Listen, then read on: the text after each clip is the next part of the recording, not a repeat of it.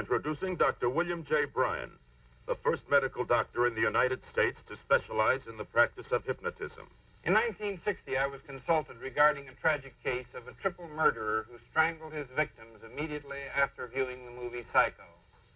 His fascinating analysis under hypnosis, now a matter of record in my book, came to the attention of the producers of Dementia 13, who asked me to devise a method of preventing a recurrence of this tragedy. You will be given a test prepared by Dr. Bryan to determine your ability to withstand shock. Those unable to pass this test will not be admitted to the theater.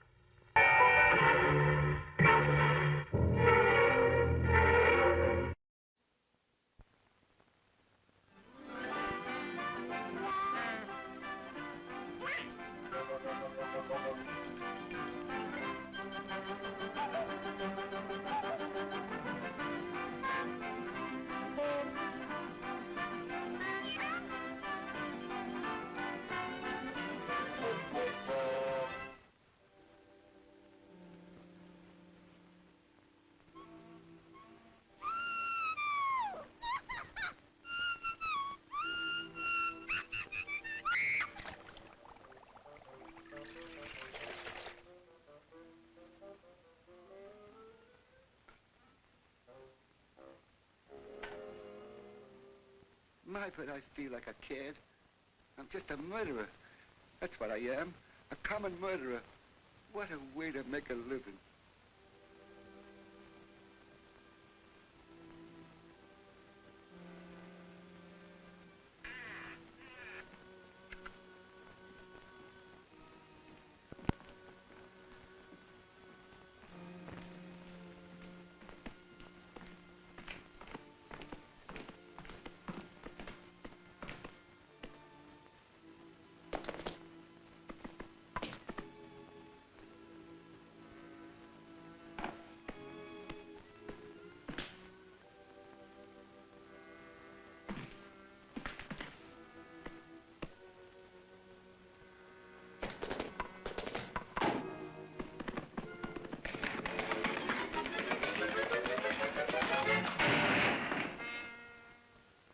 Have you got a match, old man? Why, yes. Here you are. Well, come. Thank you. Aren't you afraid being out so late in the dark? Afraid? Why, no. No, I'm not afraid. Why? The marinator. The marinator? My card. Don't you read the papers? 500 cases of marinated herring in 1 week, and all in this vicinity alone. Up. Up. Up. Up. Up. Up. Up. Up.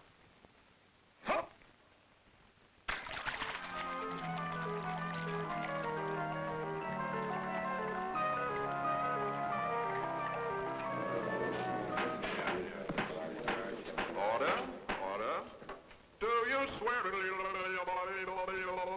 so help you.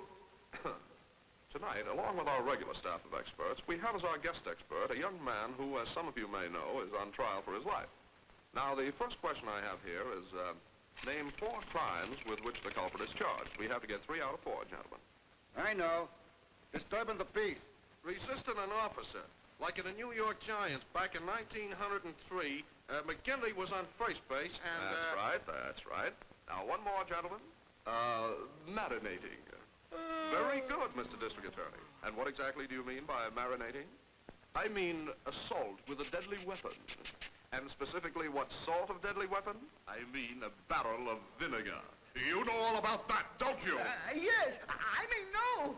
Oh, there's something on the end of the hook, the end of the hook, the end of the hook. There's something on the end of the hook, but it's Shadrow to me.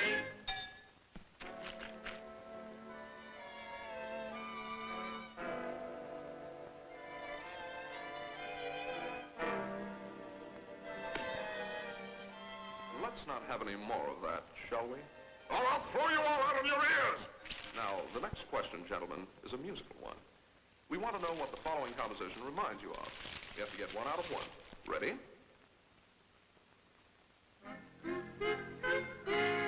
I know. Very good indeed. Your Honor, this trial is a farce. You're telling me.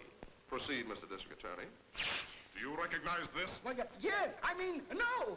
There's something on the end of the hook, the end of the hook, the end of the hook. There's something on the end of the hook, but it's shad rope to me. Stop it! Where were you on the night of January 13th?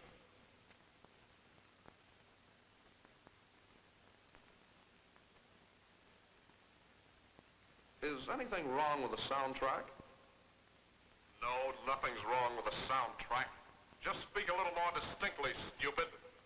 Well, you see, I'm a little nervous. There's something on the end of the hook, the end of the hook, the end of the hook. There's something on the end of the hook, but it's shad rope to me. That is a lovely thing. Voice witness. What's the gag? I'm just a silver fish among the gold. Next witness. What's your name? Smoked salmon. Smoked salmon, eh? Next witness. Wait. Don't tell me. Boiled lobster. Pickled mackerel. Stewed oyster. That sends a $50 war bond and a set of the encyclopedia to Mrs. Evelyn Thudd of Skunk Hollow, New York. And now do you know what we're going to do? You and I? What? We're going to reenact the crime. Only you're going to be the herring. Oh, but that's just silly. In the first place, I don't look like a herring. That's what you think. But I don't feel like a herring. You will, Oscar. You will. Cold. Nonsense, it's just right. Now I'll count 3. 1, 2, 3. Stop it! I'll talk. There's something on the end of the hook, the end of the hook, the end of the hook. There's something on the end of the hook, but it's shad rope to me. I'll confess to anything. Only don't sing that song. All right, let's have it. A complete confession. Wait! Stop! Hold it! You let him go! Why, I like to be marinated. Well, so do I. What's wrong with marinated herring? Case dismissed.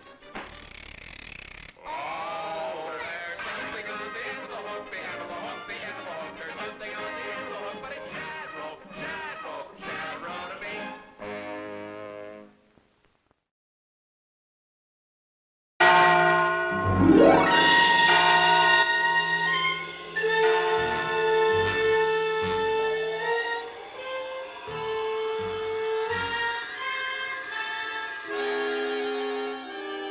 For the first time in screen history, a special interval will be provided during the running of this picture for refunding your admission. If you're unable to stand the almost unbearable suspense, the almost paralyzing shock of homicidal.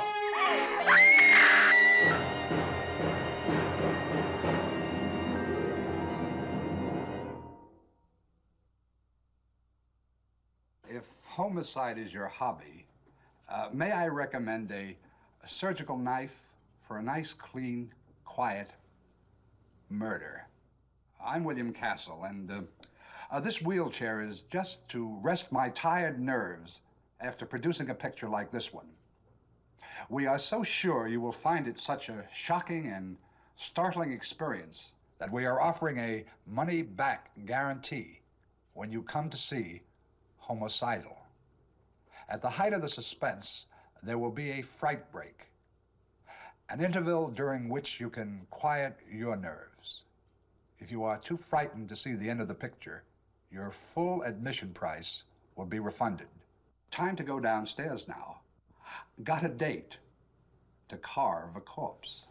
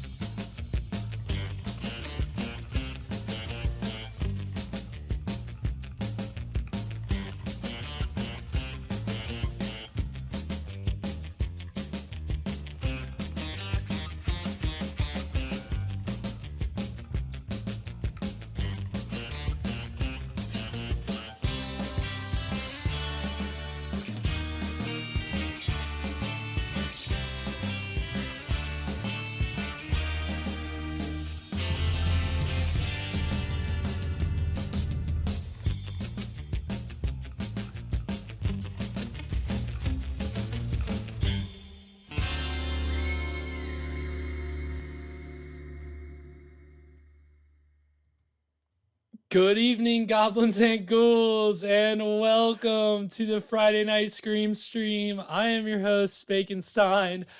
I am joined by my very good friend, Mr. Evan Sink. We're back. We're back in the studio. Back for season 2, back in the studio.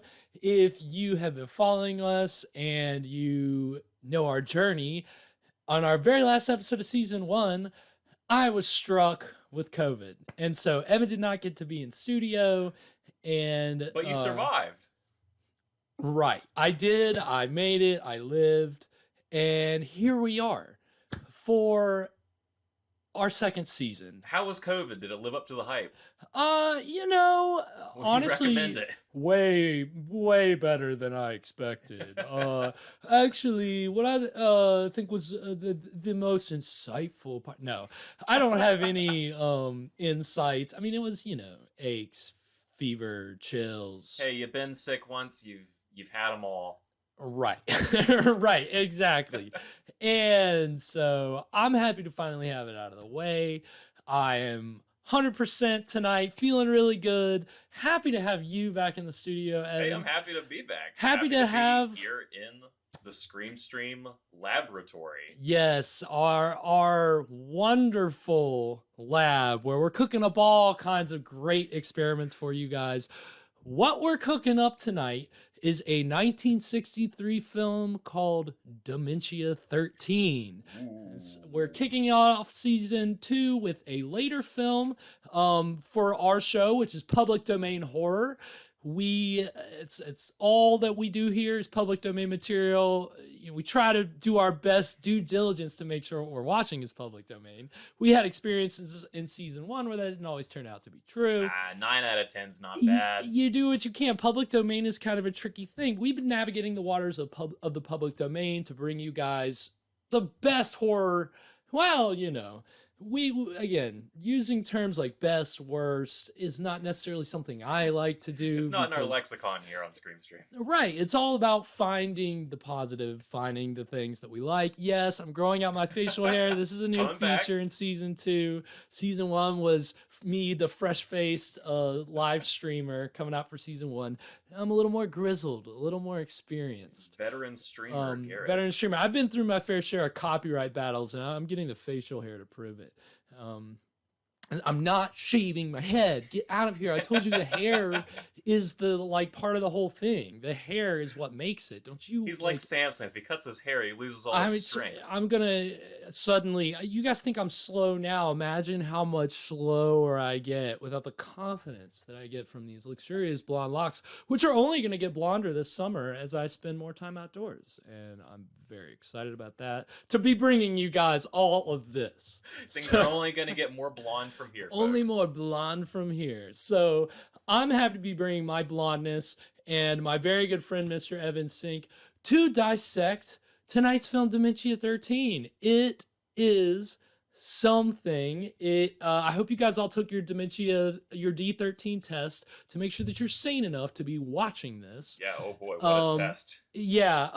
Do we want to go into this now, or do you want to save this for later? Well, we'll save this for a little bit later. If you haven't checked out the test, please do. Go to our Twitter. I posted a link to the D13 test.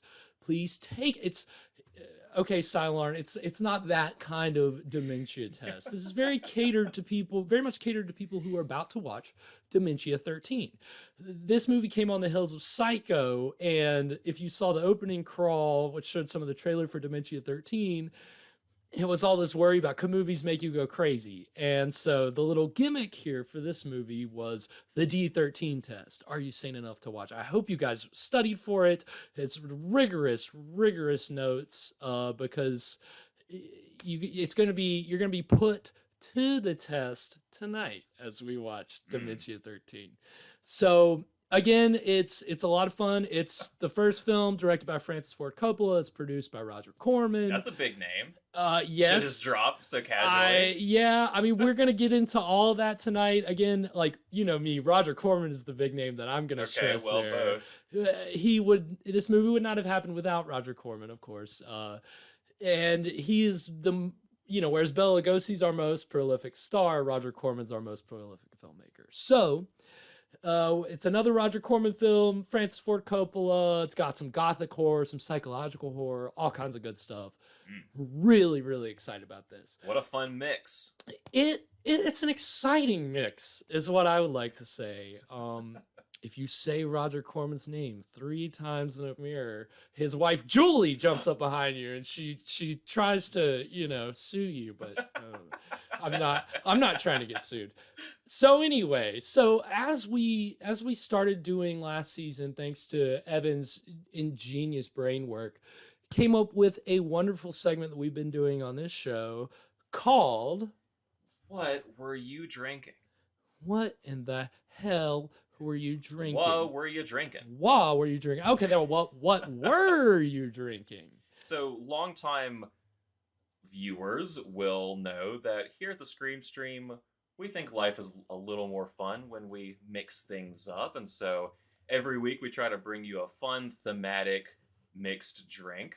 So Job, you have to finish your looping before we can show that. Right. So tonight we're watching, like Garrett said, Dementia 13. So the drink of the week is the Mind Eraser. Ooh. What an ominous name that is. So this is a fun, simple cocktail. It is equal parts vodka and coffee liqueur poured over ice and topped with some club soda. So I haven't tried it yet, but it kind of just sounds like maybe like a coffee flavored cola. A boozy one, but we'll see if it lives up to the name. We'll see. Prepare to have your mind erased. I'm very excited. Thank you, sir. You're going to get right into this. All right. Cheers to everybody. Everyone at home. Evan. Cheers to Garrett.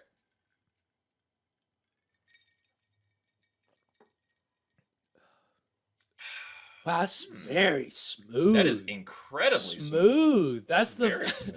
The first word that comes to mind is smooth. It doesn't taste like alcohol at all. It really doesn't. That is incredible. It's not what you would think. Yeah, it's not at all. It wasn't what I thought. I see why this is called the Mind Eraser, because this is dangerous. I could probably drink. There's 2 shots of alcohol in there, remember? And actually, no, there's probably more, like 3 or 4 in that. I could probably drink about 4 or 5 of those pretty easily. Yeah, so I'm gonna have to be careful very if you're careful following with this. along at home. Yeah, if you're following along at home, we try to preach to our audience drinking in moderation. We have to do so here because we're running a live show. Right. Oh yeah. No. Sorry. Evan comes here. He should have saved you a little. Right. You need to start pre-making her drinks. That way she can enjoy them too. What are you so inconsiderate? What was I thinking? So inconsiderate to the wife. How dare you? Bad husband. Bad husband. Evan, let it be known. You heard it here first. The worst. But he makes a pretty good cocktail, I gotta say. I'm very chasing that side hustle as a bartender on a live stream. So. Right. Definitely, if you got the ingredients, if you're drinking it at home, let us know how it is. It really does. So this drink, it's a play on the Black Russian, and it tastes very similar to the White Russian. I can taste it's not vanilla. It's got to be the because it doesn't have the Kahlua. dairy It's the Kahlua. It's the Kahlua. Yeah, I guess that's the most, because vodka doesn't really, when you mix it with anything, it doesn't taste like. So I think we're getting the Kahlua, because then club soda doesn't taste like anything it's just either. kind of fizzy. So we're really just tasting Kahlua with soda. But hey, we like Kahlua. Anything coffee flavored. Evan and I are big White Russian fans, so yeah, I'm cool with anything Kahlua. So, and if anyone has been following along last season, just a little fun side note, we ended the season with the White Russian. This season we're starting with the Mind Eraser, which is a play on the Black Russian. So we've got a little bit of a thread there. Facts. Tying everything together, and also it just meant that I didn't have to buy. Right. I figured it was a mix of both. When you sent me the drink, I was like, okay. I'm being this thrifty. This economical. Definitely covers some bases. So. Oh, don't worry. It's we're drinking Swedish vodka tonight, so there's no. No, yes, Evan made sure we got the Russian vodka out of here only. So thank you, Swedes, and hey, maybe welcome to NATO, Swedes. Yeah, cheers to Sweden. Cheers to Sweden. Yeah, I mean, here's hoping Turkey doesn't fuck it up. Welcome to our political podcast. Apparently, it only takes one country in NATO to object to letting other countries in, so that's kind of a you wouldn't expect that. Tisk tisk. And so yeah, Turkey's apparently voicing concern. Yeah, NATO gang up in here. Yeah, catch our new political podcast, like Evan said. I mean, we're shooting big. We're gonna be on NPR by the end of the year. We're doing it. We're building up. We're gonna get the Scream stream on NPR. We're gonna take over NPR. We're gonna be the NPR boys. Yeah. Right. Yes. I think that's only fair that the weapons that we send them be like IKEA furniture. They have to try to put it together and make sense. When I bought the vodka, it was just a potato in a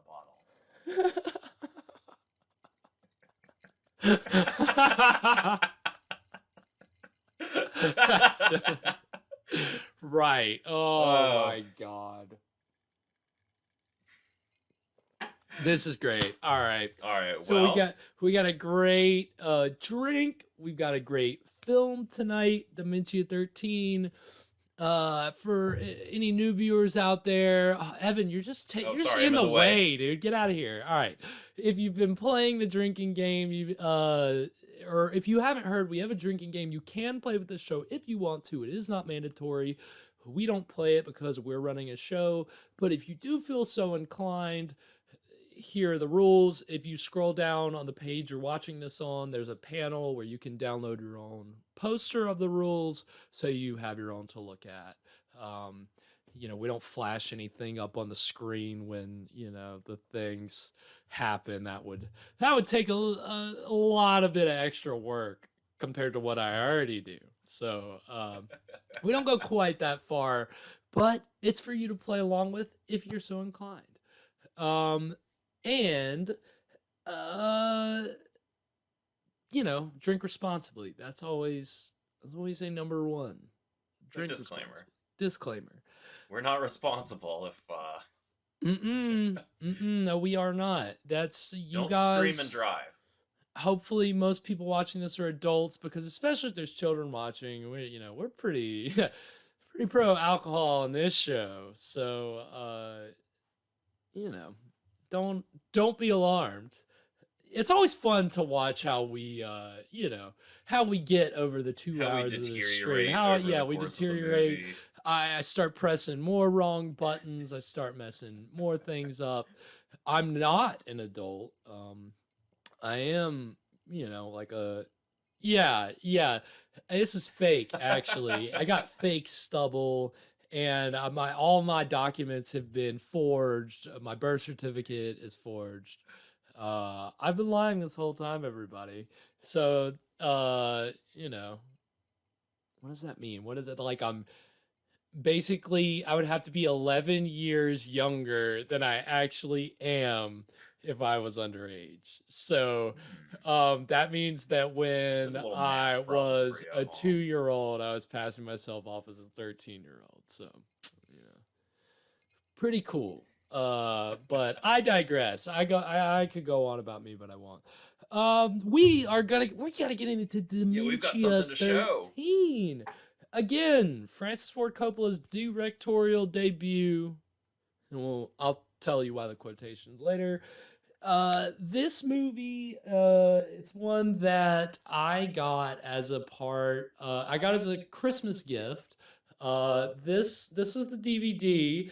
I think it was from one of my siblings, because we would give gifts to each other. I was 9 years old, and somebody gave me this one. And you see Dementia 13 up top. Yes, this is definitely a cult classic. Because of Mr. Francis Ford Coppola. You can't really see that very well, but it says Francis Ford Coppola's directorial debut. And and Right. Yeah. Which one of you is getting the procedure? Job is getting the procedure. Job's got to have hair plugs put in. He's got to get a beard transplant because my beard is better than his. Maybe you can just go halvesies. You kind of meet. No, I don't want a face-off situation. I don't want. This is all on him. This is not incumbent on me. But anyway, I guess I first saw this when I was 9. I didn't really get it or get into it. It's one of those that it took till later to appreciate. Okay. How old were you when you first watched this movie? I think 9 years old. I was 9 years old at Christmas when I got that. And then it was probably in my teens, maybe I appreciated it a little more. Honestly, I think watching it with Job, I think I watched it with Job in my 20s at some point. And by the time I knew more about the reputation of the movie, and it's fun. It's, as a Psycho ripoff, you got to have murder, you got to have a little blood, but Francis Ford Coppola, being the auteur he is, he wants to top it, right? He's like, how can I do better? And that's 20-something-year-old Francis Ford Coppola. So, there's some artistry to appreciate here for sure. Yes, because it was a legitimate Psycho ripoff, and we'll talk about why. So, again, it takes place in Ireland in a castle, family drama, family history, trauma, all this gothic, psychological, fun stuff. So, before we get into it, Evan, any predictions? I'm worried that I've already been spoiled by the D13 yes, test. if you've looked at the D13 test, which we, again, is on our Twitter, Which, please look at this test, because... Yeah, it's a lot of fun. Our Twitter is Screamstream Show without the W, twitter.com/Screamstream Show. And... yeah, it's 13 questions, or no, it's 12 questions. The 13. It's 13. It's questions. 13. It's Dementia 13, so there's got to be 13 questions. Right. But the way it's scored is so bizarre. Usually, when you make these kind of tests, you score them in such a way where you would get a point for if every answer was either yes or no. But here, it's if the first question is no, if the second question is yes, if the third is no, no, yes, no, no, yes, yes, yes. It makes no sense. Good luck if you try to score this thing. Yeah, Fresh, don't waste your time taking this. Like, it is gobbledygook. It means absolutely nothing once you get to the scoring part. The questions are fun. They're very personal. There's a reason you couldn't ask these questions. Like in a theater, these were probably sitting out on the seat for everybody to take. And it's asking you, like, have you ever considered suicide? Have you ever been confined to a mental institution? Yeah, be careful. You might get diagnosed if you take this test. The most personal questions. So, I hope that's not triggering for anybody. So, trigger warning if you go and take the D13 test. There are some triggering questions, but they're fun. And, yes, well... This is what promotion looked like in what year? 1963. So gimmicks were a big thing in the late 50s into the early 60s. Filmmakers like to have some extra thing, especially in horror movies, try to get audience in the seats. They tacked this on more just... it was actually more to increase the running time. We unfortunately don't have the prologue that actually administers the D13 test. It is available on the Blu-ray of the film. I couldn't find it online, so we don't have it here. Yes, it could be a cursed document. It's a virus. Be careful. Yeah, it's. I posted a virus to Twitter, so gotcha, bitch. Gotcha. This is all up front. Yes, we're elite hackers. We're actually Russian agents. If you guys haven't figured it out yet, what can I say? Gotcha. This is a viral video. It's a computer virus. Yeah, so the test doesn't really mean anything. Good luck if you try to score it. So I hope you're all sane enough to watch this film. And yeah, I think then without further ado, we're going to go ahead and get into Dementia 13. I don't know why I yiked American International. They didn't deserve to be yiked. They didn't do anything. They didn't do it. Yet. Not a damn thing.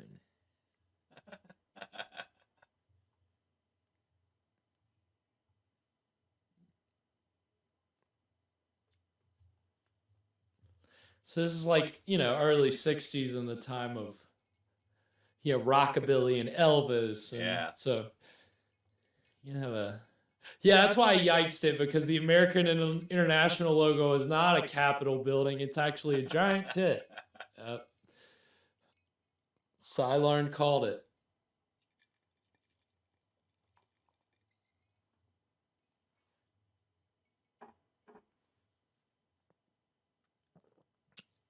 Just rowing around at night.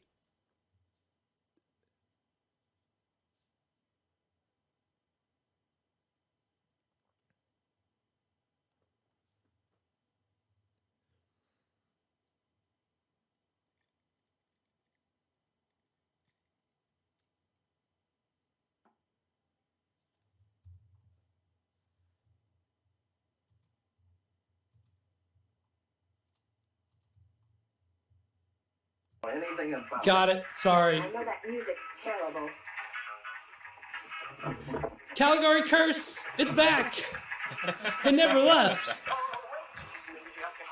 Yes, Cylon, that's actually exactly what I was thinking of when I saw them rowing at night. Let me row. You're concerned about me, Louise. Is it my heart? So, just whatever you missed dialogue-wise, she said that will is no good. She's arguing with him about If stuff. I die before a mother, His mother crazy. Now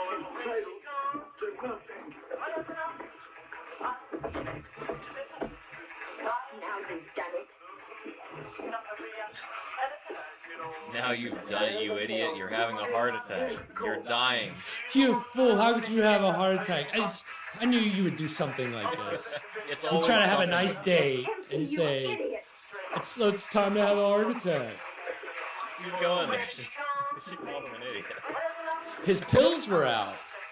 His life-saving pills. So now she's got her. Of course, he wrote her out there. She's got her. Louise. If I die, there's nothing in it for you. Shut up. So he's got like a big family inheritance, and he knows she wants it. But there's a whole stipulation where he has to be alive in order for her to benefit from the will.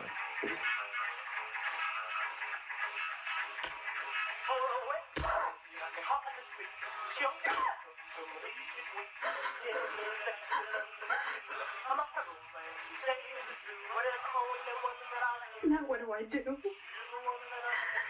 I gotta get rid of him. Why?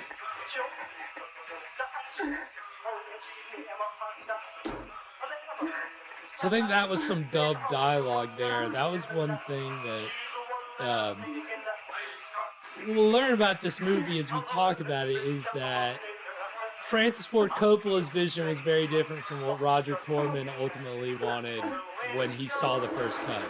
He hated Coppola's cut, and so he made all these changes, and he added a lot of dubbing, and that seemed like a Corman ad there, so that you would understand, I gotta get rid of it. Like, I don't think Coppola would waste the time it didn't look like her mouth was moving much, so I think that was something I read in the facts today that they argued about. So remind me, Coppola directed and Corman produced. They were in Europe filming a Corman movie, and Corman had a reputation for, he'd go shoot a big movie, and then whatever budget was left over, he'd shoot a second, smaller movie.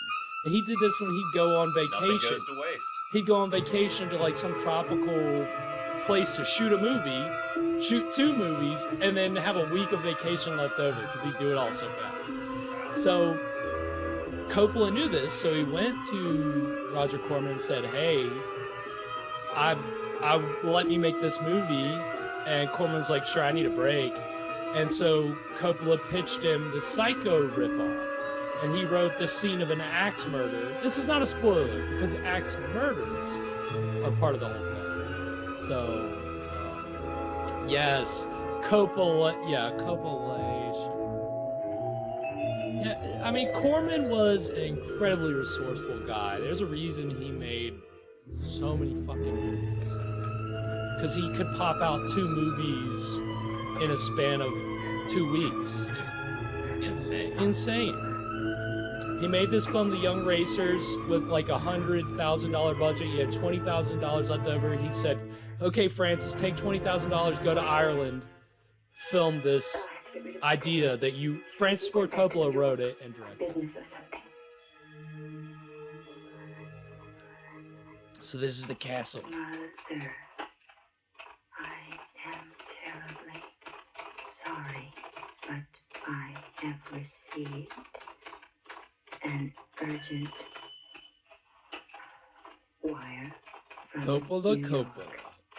Yes, he is still going strong today. Apparently about to make his magnum opus.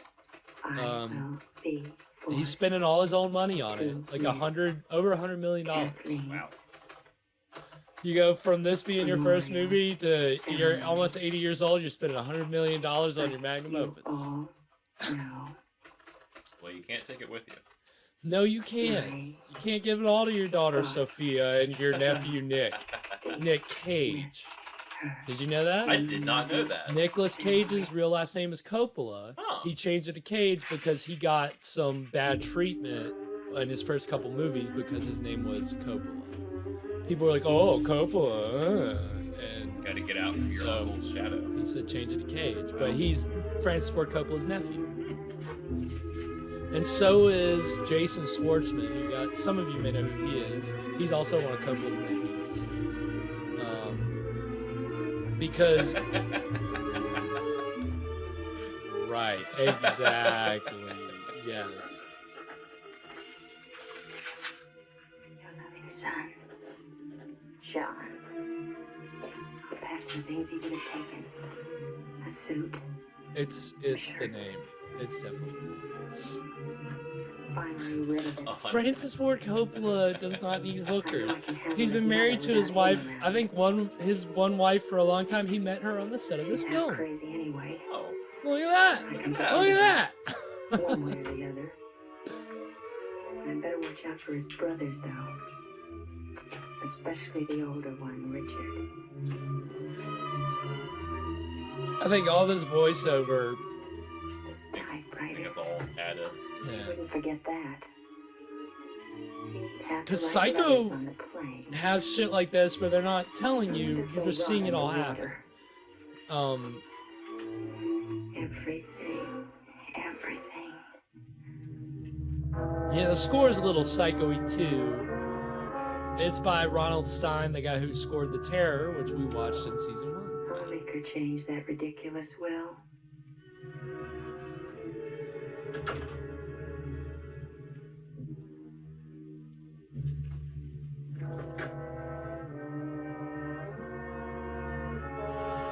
Ronald Stein, not R.L. Stein. Get out. Fat John.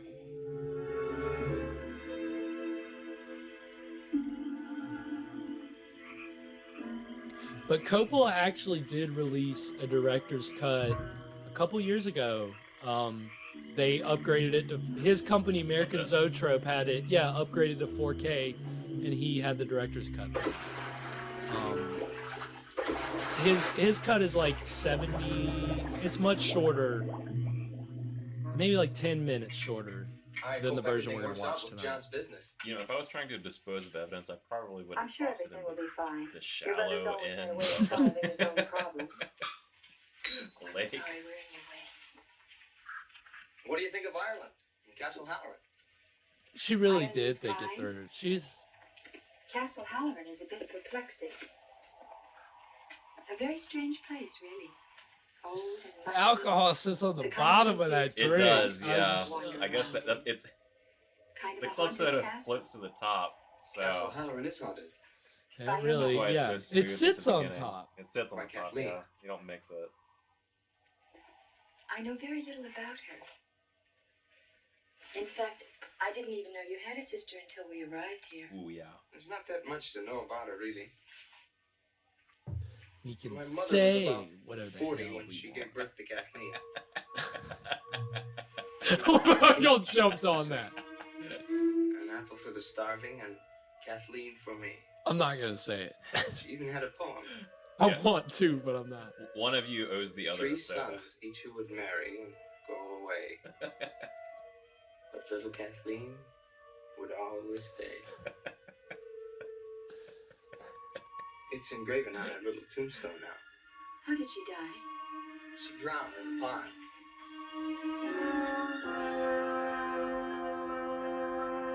So they had a little sister that died years ago, drowned in a pond. That's all you need to know. So are they staying in the family castle? Right, Castle Halloran, the Halloran family. They're Irish, but I think the sons were educated in America, and so that's why they all have American accents. Not because Francis Ford Coppola got all his UCLA friends to come pay their way to be in this movie. These two people did. They're actually married. These two are married, but they're not married. They're not a couple in the film. Well, he's up to his elbows in statues, so I said I wouldn't mind picking you She's up. the fiance of his older brother. Aer Lingus Irish International Airlines. It has always been wild to me that Ireland's airlines is called Aer Lingus. I'm just gonna let the chat have fun with that. We can say whatever the hell we Hell, want. Had to leave early this morning, but his wife Louise is still here. She's from America, so you won't get homesick. That's my bag. There you go, Cylorn. Yep, that's what I expected. There we go. There it is. Yes. Is it cold? Freezing. But all old castles are like that. To tell you the truth, Castle Halloran gives me nightmares.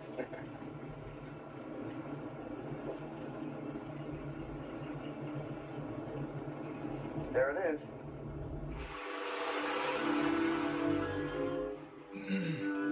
So, and then, like, I think the leads for this movie came from the big Corman movie that was made before this. Corman let him have. Corman probably wrapped early, still had those people under contract for a couple more weeks. So I think it's different sources. Some sources say this movie took 9 days to film. Roger Corman in his biography said it took 3 weeks. So, I don't know. One or the other. 9 days or 3 weeks. Come on. Now, There's a get big to it. difference.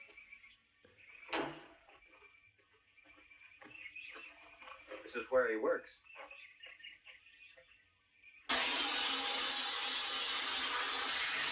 I think I would feel a little ripped off if I, signed a contract to make a movie and, you rap on your part. The director says, "Oh no, you're not done. We've got another whole movie to shoot." But Corman did it all the time. That was what happened with The Terror. That's what they did. He did to Boris. Why are these tables so dirty? I just got screamed at by Freddy Freddy Krueger. Krueger. I'm sorry I didn't get myself. I need to finish this statue. You don't know how to treat the customer. You don't know how to treat the crypt keeper.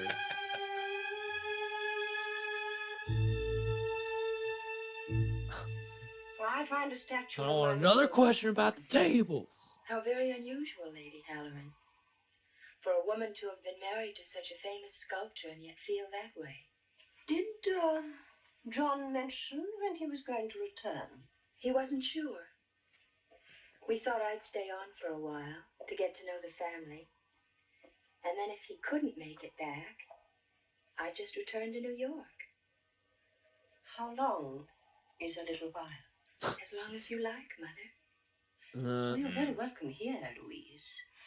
As long as you understand the privacy of our personal duties. I speak of the ceremony tomorrow. I'm sure John explained it to you. I'm afraid John was usually too busy to talk much about the family. That's why Damn. I'm so happy to be here. Cut. You'll have a pleasant stay. And I'm sure you can find something to occupy your time during the ceremony. It won't take very long. Perhaps I am superstitious. She was like apparently an Irish actress, I think, The Joe. immediate members of the family should give their thoughts to She was paid $600. Wow, great. Yeah. I don't know. I don't know what that word is. Cylon. I hope it's not a slur. Yeah. But... I know we said we can say whatever the hell we want, but no slurs. Yeah. I don't think it is, but I wouldn't know. Mother, I don't care what tragedy hangs over this family. I want to get married. I'm engaged to be married. I'm going to get married. Moreover, I'm going to marry Cain.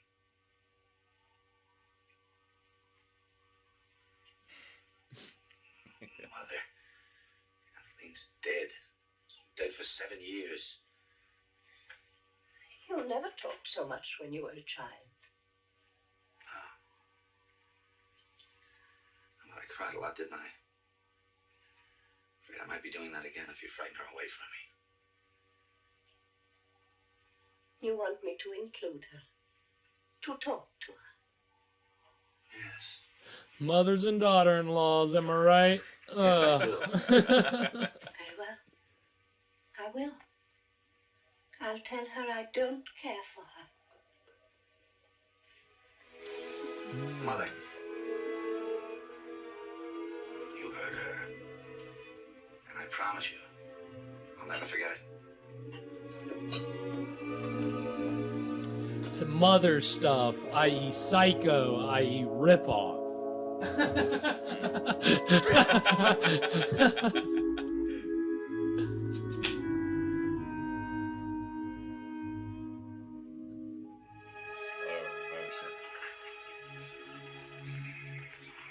But you said you didn't ride very much. I don't. I'm just showing off because I finally got you to myself. She's riding without a fucking saddle, isn't she?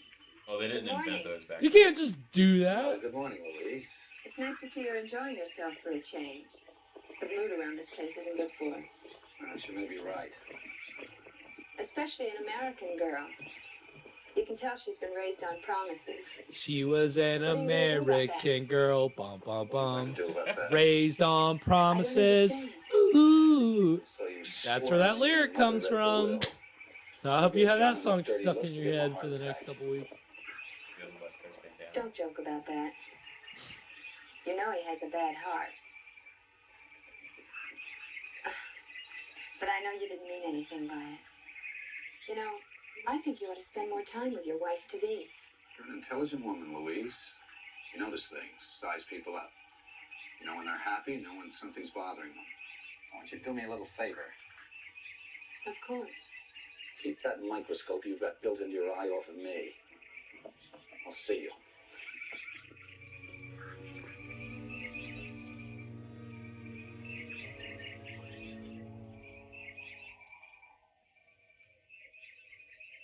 This will take you in all right. Oh, there's plenty of view from up there.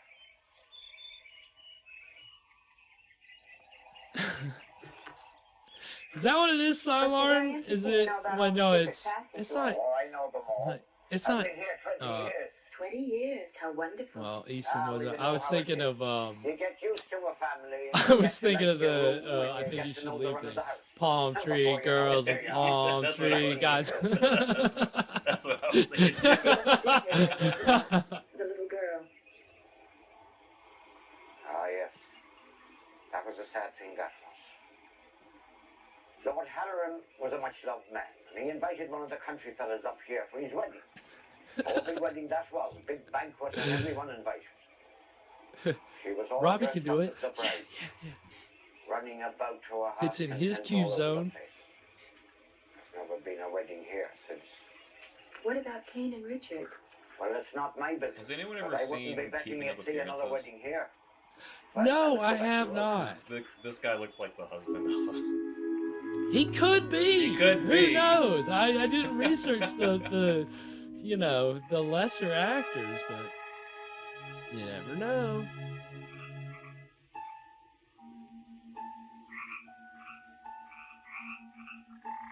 L.A. Deli.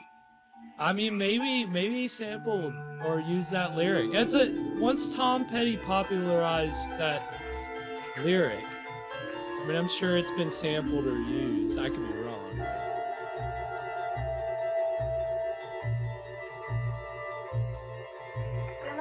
Billy? Billy, are you all right? Oh, hello, Kane. Oh, sure. I'm fine. What is her name? Just Kane? remembering about Kathleen. You keep saying like it sounds like Kane. It does sound like Richard told me all about her. We used to play together right here. Sometimes I think I can still hear her Karen. laughing, just like them. Look at her hair. Yeah. It's She was not missing all night. Kanye. Mother was frantic and almost uncontrollable. Kane. Next morning, we found Kathleen floating in the water right over there. I'm sorry, Billy. No, Kane, I'm sorry. I think this I'm not was always so shot morbid. later. This was not the Francis funeral Ford ceremony Coppola is today. stuff. It's a very beautiful pond. So Corman didn't like the cut that Coppola showed him, so he had another director, Jack Hill, go out and shoot scenes with them. Wow. With another actor who's about to be introduced, which gave him an. Well, I won't say. I won't. But well, how did Coppola feel about his he producer just? he hated that. I mean, I Coppola feel like I was would. very upset. That's why he released a director's cut 60 years later. Because it wasn't. I'll get until- around to this eventually. He was so mad. He's like, eventually, I'm going to put out a director's cut of this, and I'm going to take out all this footage. So this footage is not in the director's cut. Not yet. Mother's probably waiting. Is Richard ready for the ceremony? I don't know. I think he's in his studio. He said he had a sudden inspiration. Something No. about wanting to finish a statue before... All right, Simon, I've seen you. Come out of there now. Yeah. I give up. All the Simon the Poacher stuff was shot by Jack Hill. I give myself up. So, it's poaching again, are you, Simon? Well, let me tell you, you just about scared the wits out of poor Miss Kane here. Shame on you, Simon. Shame on you. There's only old bushy tail I'm after. Me soul rat. I swear by the shade of Finn McCool, Master Billy, I'm not poaching your legal game. No, 'tis only that no-good rabbit-stealing fox what brings me here. Please, Master Billy. And this guy's American. You can. He's not clearly not Irish. This is terrible Irish accent, as you What can are you tell. talking about? He sounds perfect. But don't let me get you running around through the brush again like this. Now, off with you. Oh, God bless you, my boy. It is a true sign of the late great lord of this estate, you are. Forgive me, miss. The last thing in the world old Simon would want to do is to frighten a fresh young beauty. Oh, top of the morning Top to of you. the morning It's to me, ya. Simon the Aye. Poacher. He really does sound. And nobody gets me, Lucky Charms. That dangerous running around with a gun like that? I don't think it's been fired for 30 years. I'm not even sure it's loaded. Well, and how does he catch anything, or does he? Well, he sets out snares for rabbits. When he finds them empty, he blames it on old Bushytail. Old Bushytail's a fox. Or at least Simon thinks so. Nobody's ever seen old Bushytail, and I don't think Simon has either. There he goes. Simon, you fuck. All right, that is going to take us to our first break. So How fun. I mean, you know, so far, I think this is the shut up. It's not Cars 2. This We is can't show that, you Garrett. can't. It's not public domain. Oh my god! Alarm! Pixar's breaking down the door. SWAT! No, we're good. Yeah,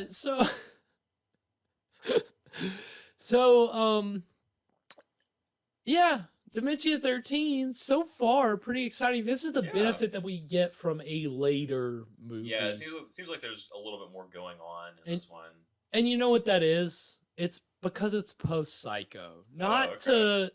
But honestly, really, What a watershed moment that movie was. this is the first time that I've watched this movie that I've, like, now that I realize how many times they're saying mother, I'm like, oh, I never realized how much that's the Psycho stuff. Like, all this mother, but then they add a dead sister, and they add, you know, he's adding other elements, but and the whole idea of this daughter-in-law who the husband died, now she's trying to con her way to getting money, is very much Psycho, like with the main character in Psycho.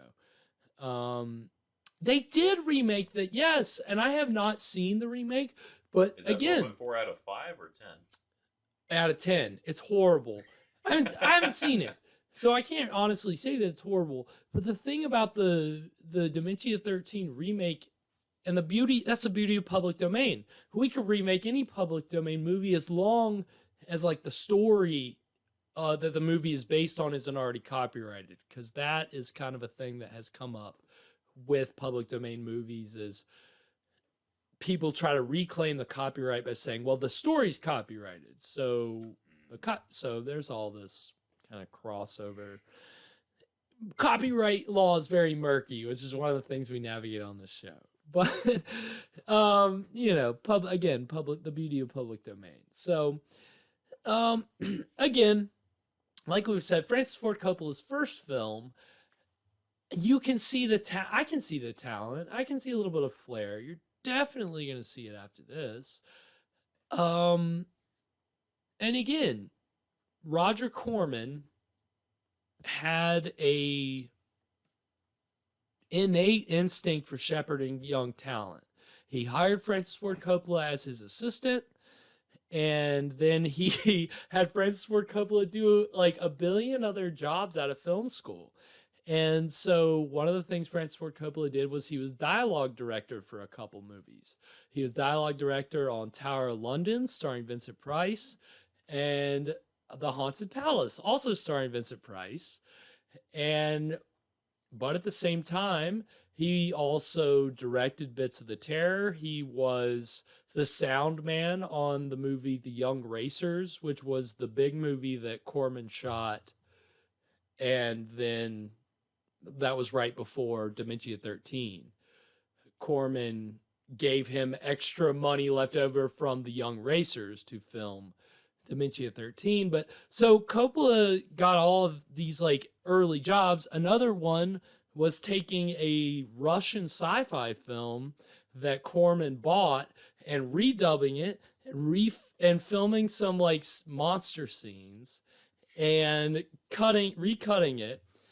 And it's a movie called Battle Beyond the Stars, which is another trailer that we're going to see. So he did Tower of London and Battle Beyond the Stars before Dementia 13. So those are the two trailers that we're going to see during the break. You're going to see, and they're both, well, the first one is directed by Roger Corman, and then the second one again is a Russian, I think it's a Russian sci-fi film. So sounds great. Yeah, it should be a lot of fun. So we're going to show you those trailers, and when we come back, we're going to get into the exciting middle of Dementia 13. Stay right there.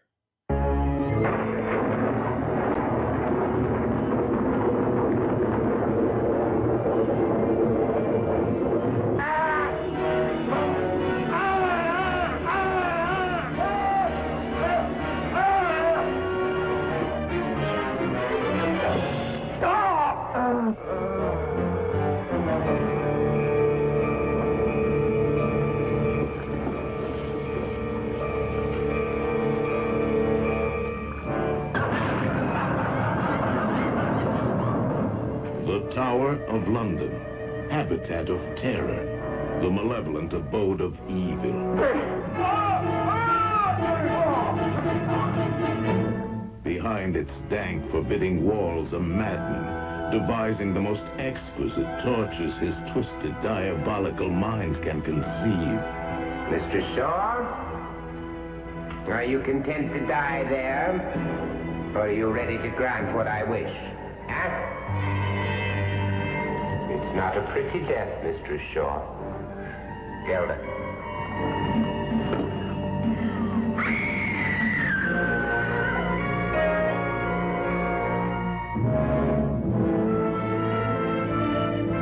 Vincent Price, personification of evil on the screen, stalks the kingdom of terror itself to take you on a rendezvous with fear. To look into the very face of hell and its unknown horrors.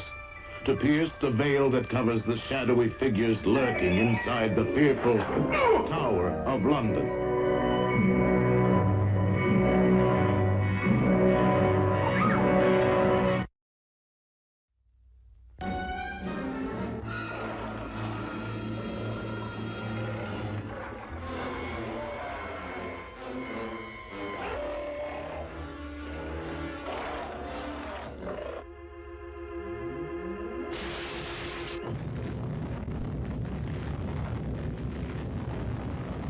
into a world not yet known, in spaceships of the future, these men of courage and daring set out to conquer the universe beyond the known world, facing unbelievable dangers on every side. We're being pulled into the sun.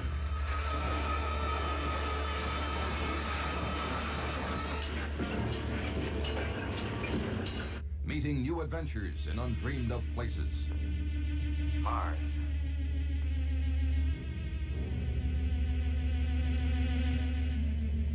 Lost and trapped in space, with no hope of return. We've consumed too much of the fuel. But they have not yet faced the ultimate horror the planet Astar has to offer. Look there.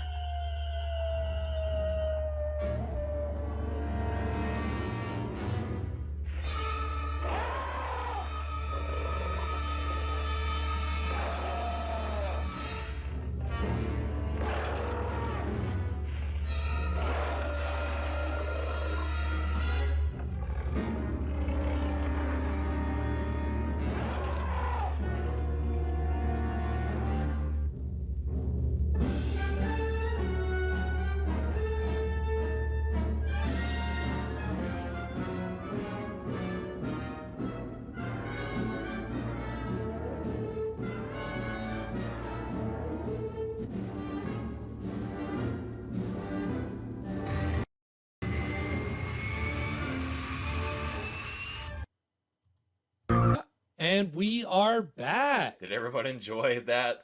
I did. Yes, so the sci-fi trailer that we saw, those monsters were designed to look like a penis and a vagina. Just in case you didn't. It is confirmed.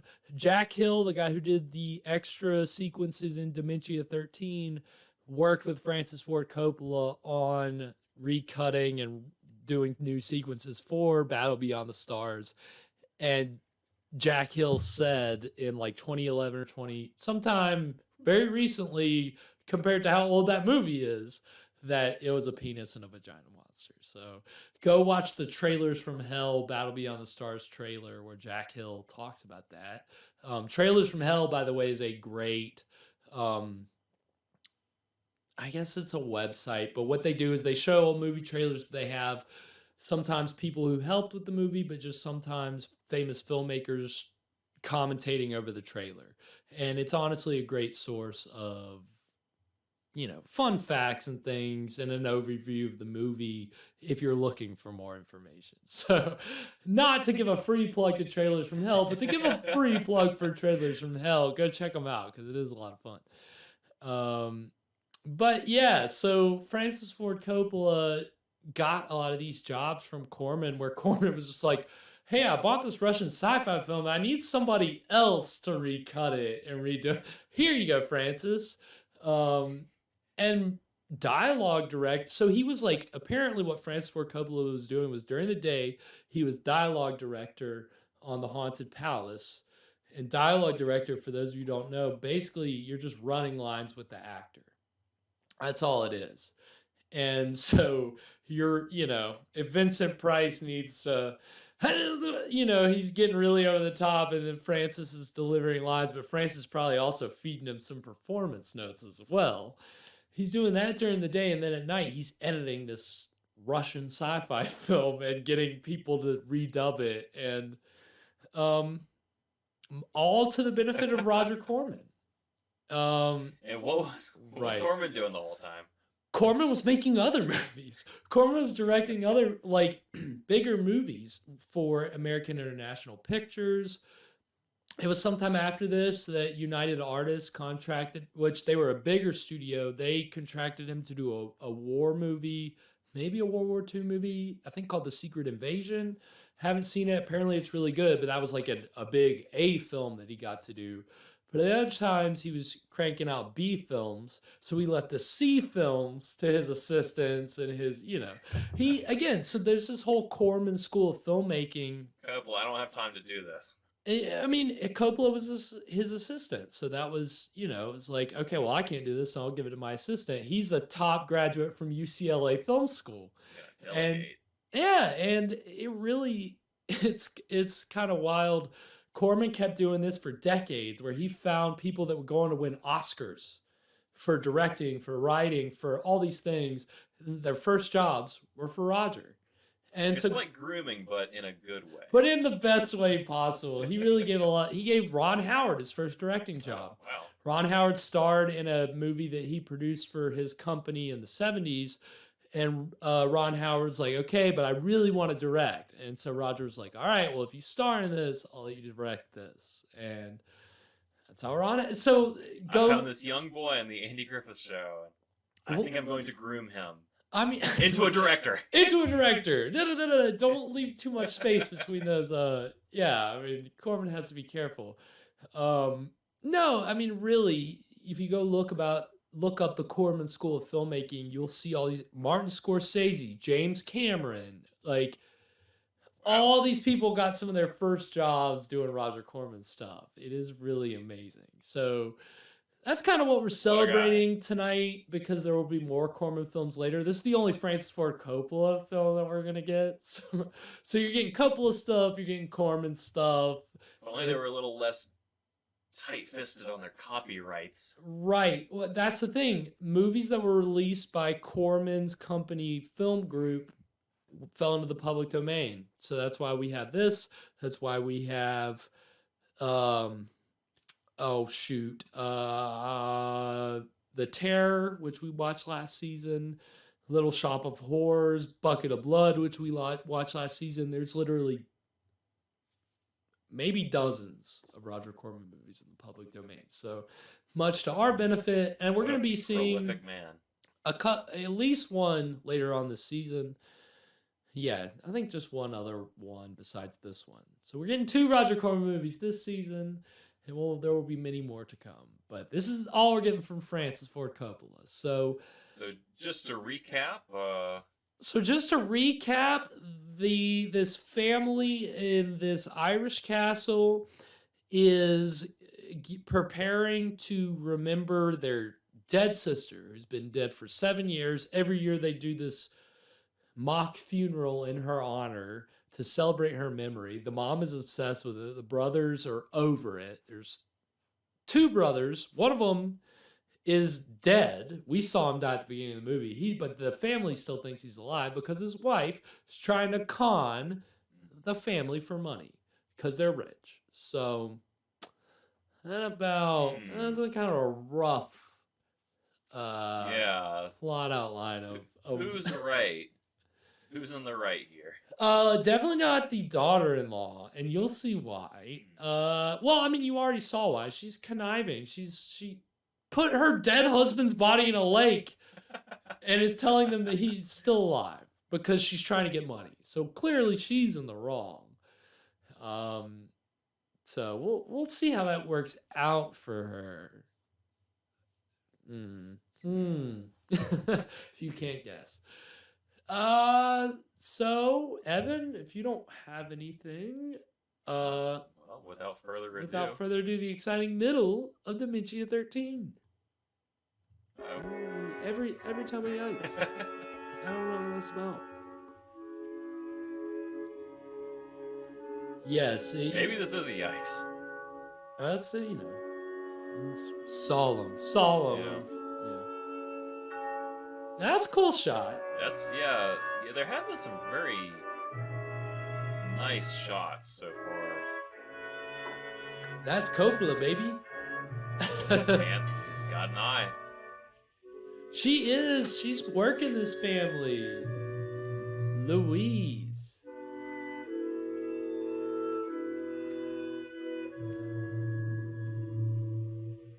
She's trying to get that paper.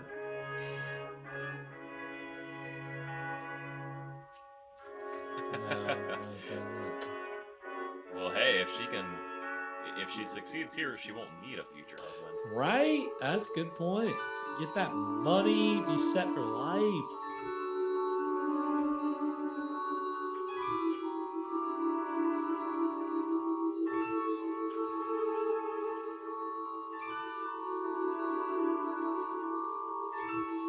Hey Garrett, how's your mind doing? Is it feeling erased yet? My memories are getting faint. Everything's getting foggy. Where am I? What am I doing? What's happening? Please, let me help. What's this? Have Lilia prepare her room. I'll take care of her.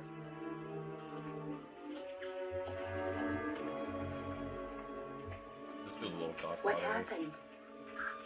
One of the flowers died when it touched her grave. So some people will make parallels between things in this and things in the Godfather movies later on, and I think those comparisons are fair. It's interesting. That's the beauty of examining somebody's first film, knowing that they would go on to win Oscars for Best Director and Producer and all these things. But this is billed as the first movie he directed, but it's not really the first movie he directed. He was also doing some nudie cutie films in the 60s, which was a whole genre. I'm sorry, he's doing what? Nudie cuties.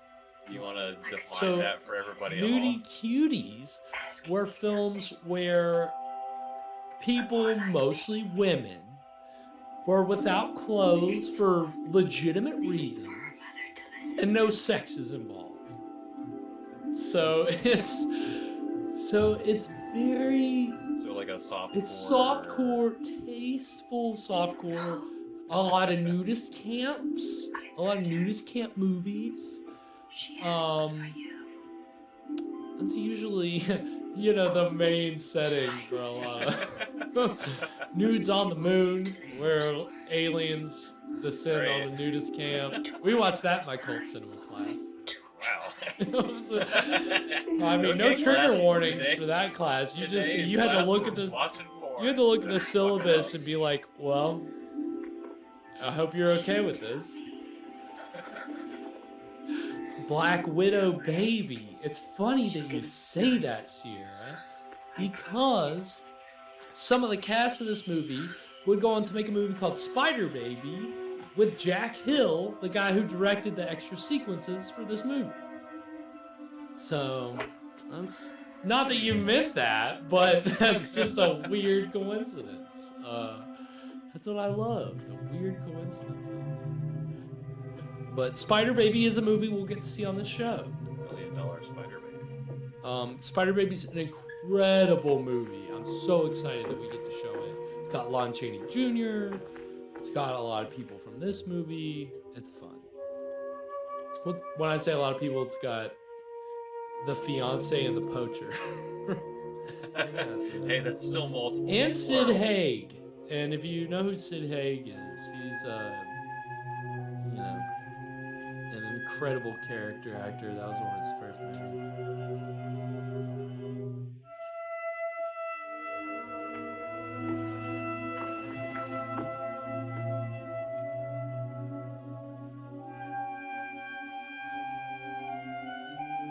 So she's really working for that money right now. She's trying to endear herself to the mother too. I was talking. So to kind of fill you guys in on that dialogue, she's trying to sweeten up to the mother by saying that she can communicate with the dead and that she can communicate with her dead daughter. Oh my. And so the mother's buying into it because she's just had a nervous collapse because she's not well. So the mother's buying into her bullshit. So now Louise... I think we missed a yikes. We might have. So now Louise is trying to find evidence that fake mediums try to find out information on their targets beforehand so they can be like, what about this doll? And the mother could be like, oh yeah, that was her favorite doll. How did you know? And she could find some way to know that. Yeah.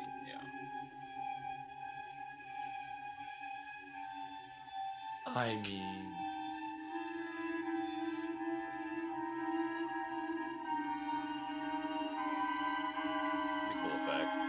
Do you think that's just the flame, or are they doing the flickering light? I feel like maybe that's some kind of flicker. It's really hard to get a flame to do that. Produce the effect you want. Right. We had some experience with that. Yeah, that was definitely something off screen because you could tell she closed the lighter and it was still. Yeah.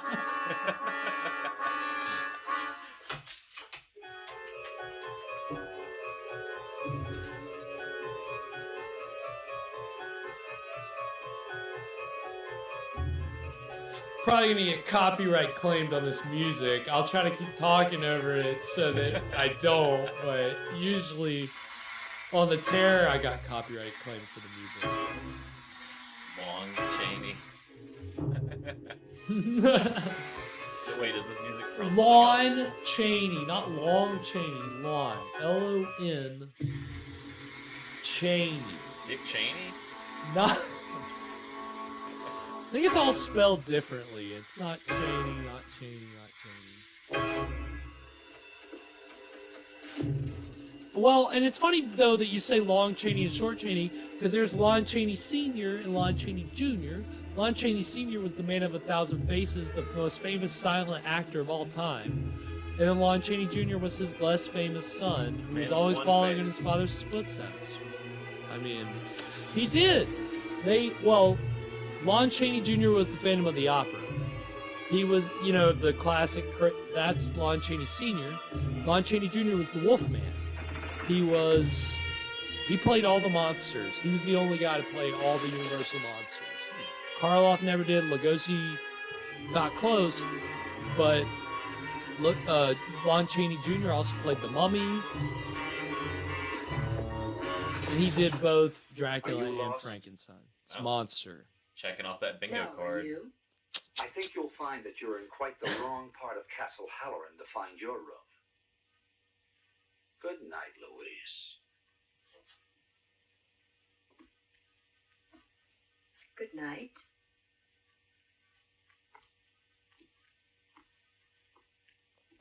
I'm not sure if it's the mind erasers, but some of this dialogue looks dubbed over. There's definitely dubbing. Again, that was Corman really... If you produced a movie for Corman, you had to be... Or if you directed a movie that Corman was producing, you had to be ready for him to make whatever cuts he wanted to make. And usually it was nothing you were going to be happy with. Because it was like, it needs to make more sense for the audience. And, it's things that Corman's... for the drive-in audience, he's right. But for a sophisticated audience... that Francis is trying to target, it's just two different mindsets. Corman's like, the audience isn't going to get what's going on here unless we explain it to them. The audience is too busy trying to make it in the back of their station. He's right. No, but that was Corman's market. The drive-in market was the biggest thing in the 50s, the 60s, the 70s. That's what a lot of movies we'll see on this show that come from the 50s, 60s, 70s, that was the market. And is this a yikes? No, it's just titillating content. Okay. And again, that's exploitation. That's drive-in. That's, show a little skin, show a little blood, show a little, gore, sex, horror, all the things now. It was still a thing back then, but that's still just one section of audience, usually younger people. Francis had eyes on a more general, kind of sophisticated audience, where Corman had a more general drive-in kids who were making out, not paying attention, but they paid the money for the ticket audience. Right. Yeah. Yes, fresh Lon. Yeah, yes, Lon Chaney. Yeah. I hate that Sylarn, I guess he dipped out. He would love that, because that's a pun I've never heard. Sylarn would really appreciate that, too. And some underwater photography, man. How common was that back then? Yeah, I had Creature of the Black Lagoon movies, but that's studio stuff. For an independent movie, it's rare. Still here.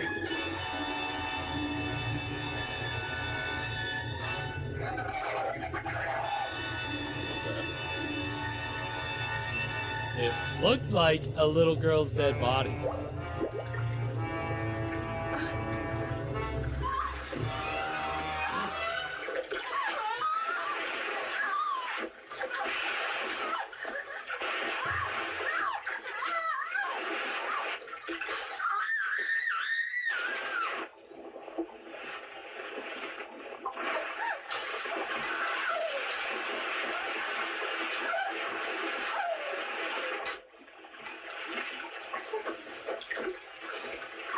where are we in relation to Code? Code broke down in 64. This is the year before that. I think it broke down in 64. But people were pushing the Code by then. Again, Psycho was 1960. This is 3 years after Psycho. So, just like Psycho, you don't see the person get hit. Right. It's Is that all because of Code, or is montage. it just because of style? For Hitchcock, it was style. I think here it's style, but the practical effects weren't there. Like the Tom Savini's and the Rick Bakers that did the Jason stuff and those people were not around. So you just had... You had to cheat it. That's movies. It was all what you made in your own mind. Let the audience fill in the gaps. Use montage editing. You see a knife getting close to the body, but you don't actually see it penetrate. But the mind thinks that it does penetrate. My mind. You see a little blood. Which nature has joined. And it's just, yeah. What I'm trying to say is this, that every year This is John at this Cleese. time, you work yourself So this is our doctor. You remember, you worry, you imagine. He was a big actor, one of the big name actors from the Corman movie that I just came can't down to do believe that this. such a punctual cycle is physiological. Did they just kill the main character? Am I well? Aside from all this. Psycho, baby! That's Psycho, baby! I mean, What I want legit. you to do is to rest That's and to relax your mind. Welcome to the back half of the movie. We killed the main character. That's what Psycho was famous for. That was why the original promotional thing was you cannot be let into the theater after the movie started because you cannot spoil the fact that the main character dies halfway through. Or at least who you perceive to be the main character. Then it changes. That was Psycho. And the fact that you noticed that it was employed here, I've never... Nobody's asking. I mean, I've never identified it that way, that you identified it without even knowing the connection. So, I mean, the connection is clearly there. Right. Like, it was on purpose. Narratively, it's unusual. That's Psycho, baby. Usually, you expect the main character to have a certain amount of plot armor. Right. Expendable. But of course now they bring in him, the doctor. We haven't seen him yet. And Sylarn's right, the surgeon from Zulu, which is a movie that Sylarn loves, which was public domain, may not be anymore. If Sylarn had his own war public domain show, he could maybe show Zulu, but maybe we'll give him a war night. Yeah, there are more days of the week open. Yeah, Excuse me, hey, Mr. Halloran. I'm all Your mister for it. sent me to find your sister-in-law, Louise. Have you seen her, sir? I'm sorry, Lillian. We left pretty So early just in this case morning. we were Not in her room? talking Yes, sir. during the The room whole last wasn't scene even and not slept in. listening, the doctor Try comes asking in my brother. and Yes, sir. Lunch And he's upstairs like, on the terrace. it's all in your mind. There's no ghost. There's no, don't listen to your daughter-in-law. You work yourself up into a tizzy every year. Chill out. That's basically, the doctor's he's a cynic. So he's going to dismiss everything that everybody's saying. Ask me what I did today. Right. What did you do today? Nothing. Well, we're just going to have to run some more tests to find out. I mean, I don't know. If you're going to be my wife, you'll have to be. If somebody else is in the room, that's going to definitely influence what I tell you. Hey, Richard, you seen Louise? No, I on a haven't. whim. Why? I don't know. Mother's looking for her. Somebody else can dominate the conversation. I might not even tell you the important thing I needed to tell you. Good afternoon, Mother. Good morning, Caleb. How are you, Richard? I'm fine, Caleb. See, like the edge of the lens and the... Unpleasant things, Felix. Knowing where the man's most valuable possession. And congratulations on your charming fiancée. Lillian. Patrick hasn't seen her, ma'am. And Arthur says that none of the cars except Master Billy's has been used. So the mother's like, where's Louise? Probably the most astute diagnosis you've ever made, Caleb. You're all being ridiculous.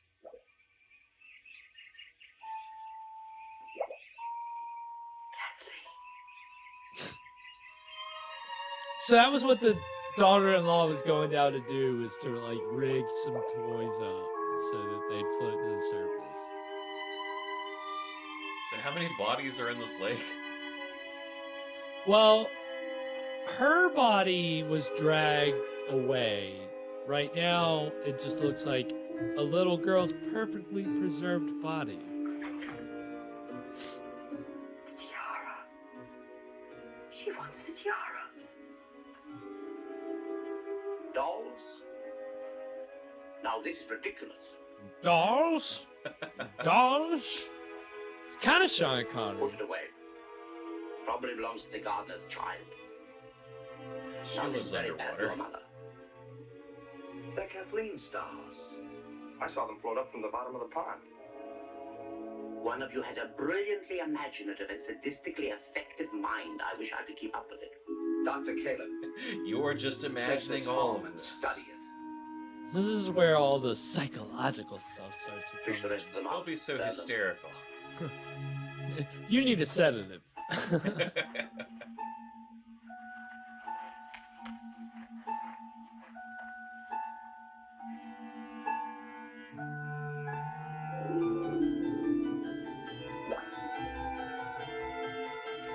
creepy. Do you think they had somebody just waiting underwater when they filmed it? Yeah, they had it.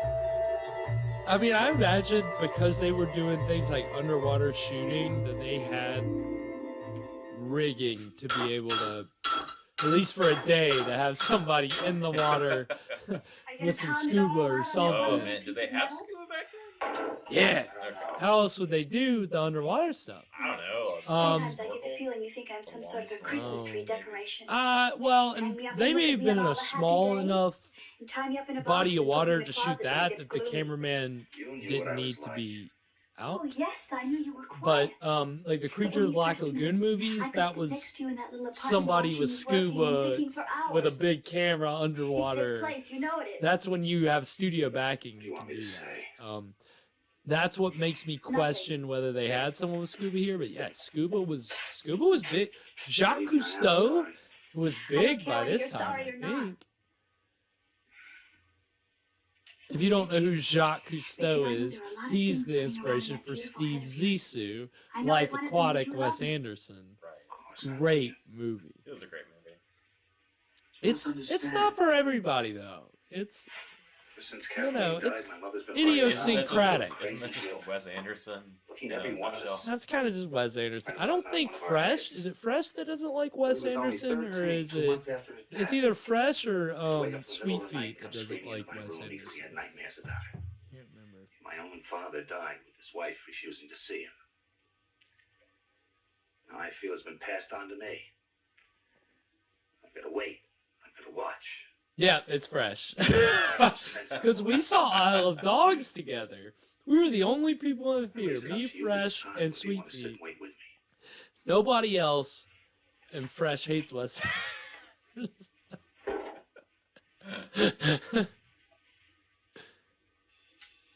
Yes. I love Wes Anderson. Yeah. Fresh, I don't know if I ever showed you Life Aquatic, but I know I showed it. Yeah, we watched it. I showed Evan Life Aquatic plenty of times. Fresh, that maybe I started your. If I showed you Life Aquatic, then I probably started your hate of Wes Anderson. Because it's probably not a good movie to start your Wes Anderson, like, introduction. It was a little strange, I have to admit, but.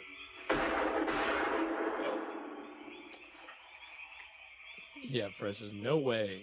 I don't want to see any Wes Anderson. I'm not even interested. I don't care about Steve Zissou. I don't care about Bill Murray. And what is it, a tiger shark? Yeah, is it a leopard shark? I think it's a leopard shark. So this is Jack Hill directed stuff that was shot later. This is not Francis stuff.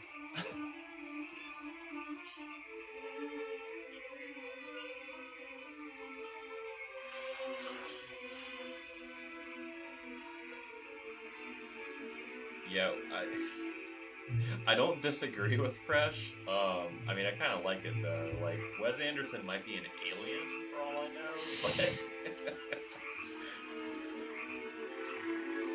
I have always enjoyed what, like, I saw Royal Tenenbaums pretty young, and I liked it even then.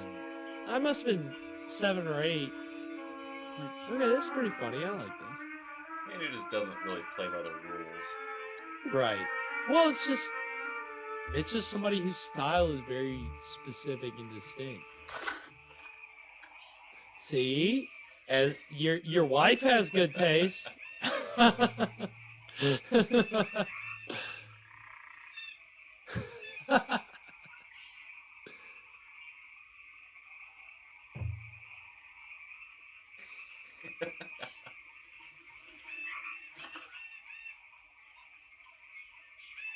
Fight going on in the chat right now. Mano y mano.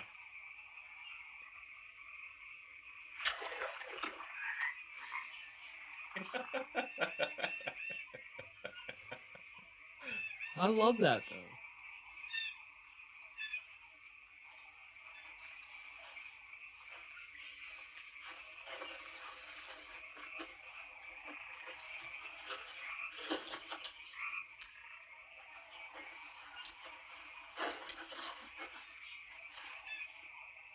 So this man is hunting a fox, right? Yes. Do foxes usually hang out like in a swamp? In a swamp in Ireland? I don't know. A bog? In a bog, an Irish bog. An Irish bog that looks like an LA swamp? I don't know.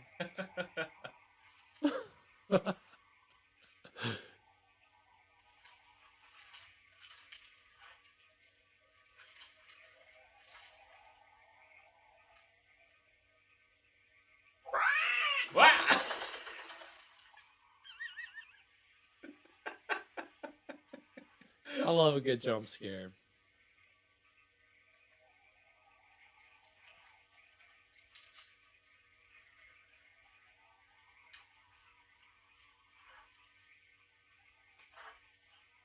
This is a brave man. This guy hates this fox. Oh shit.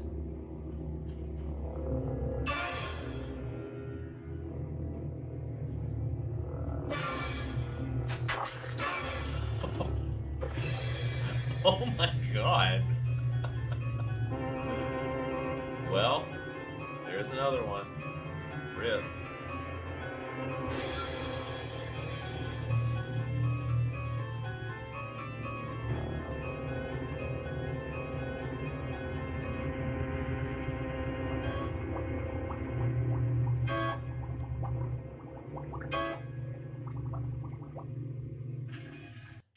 And that takes us to our second break. Okay, So this is getting exciting.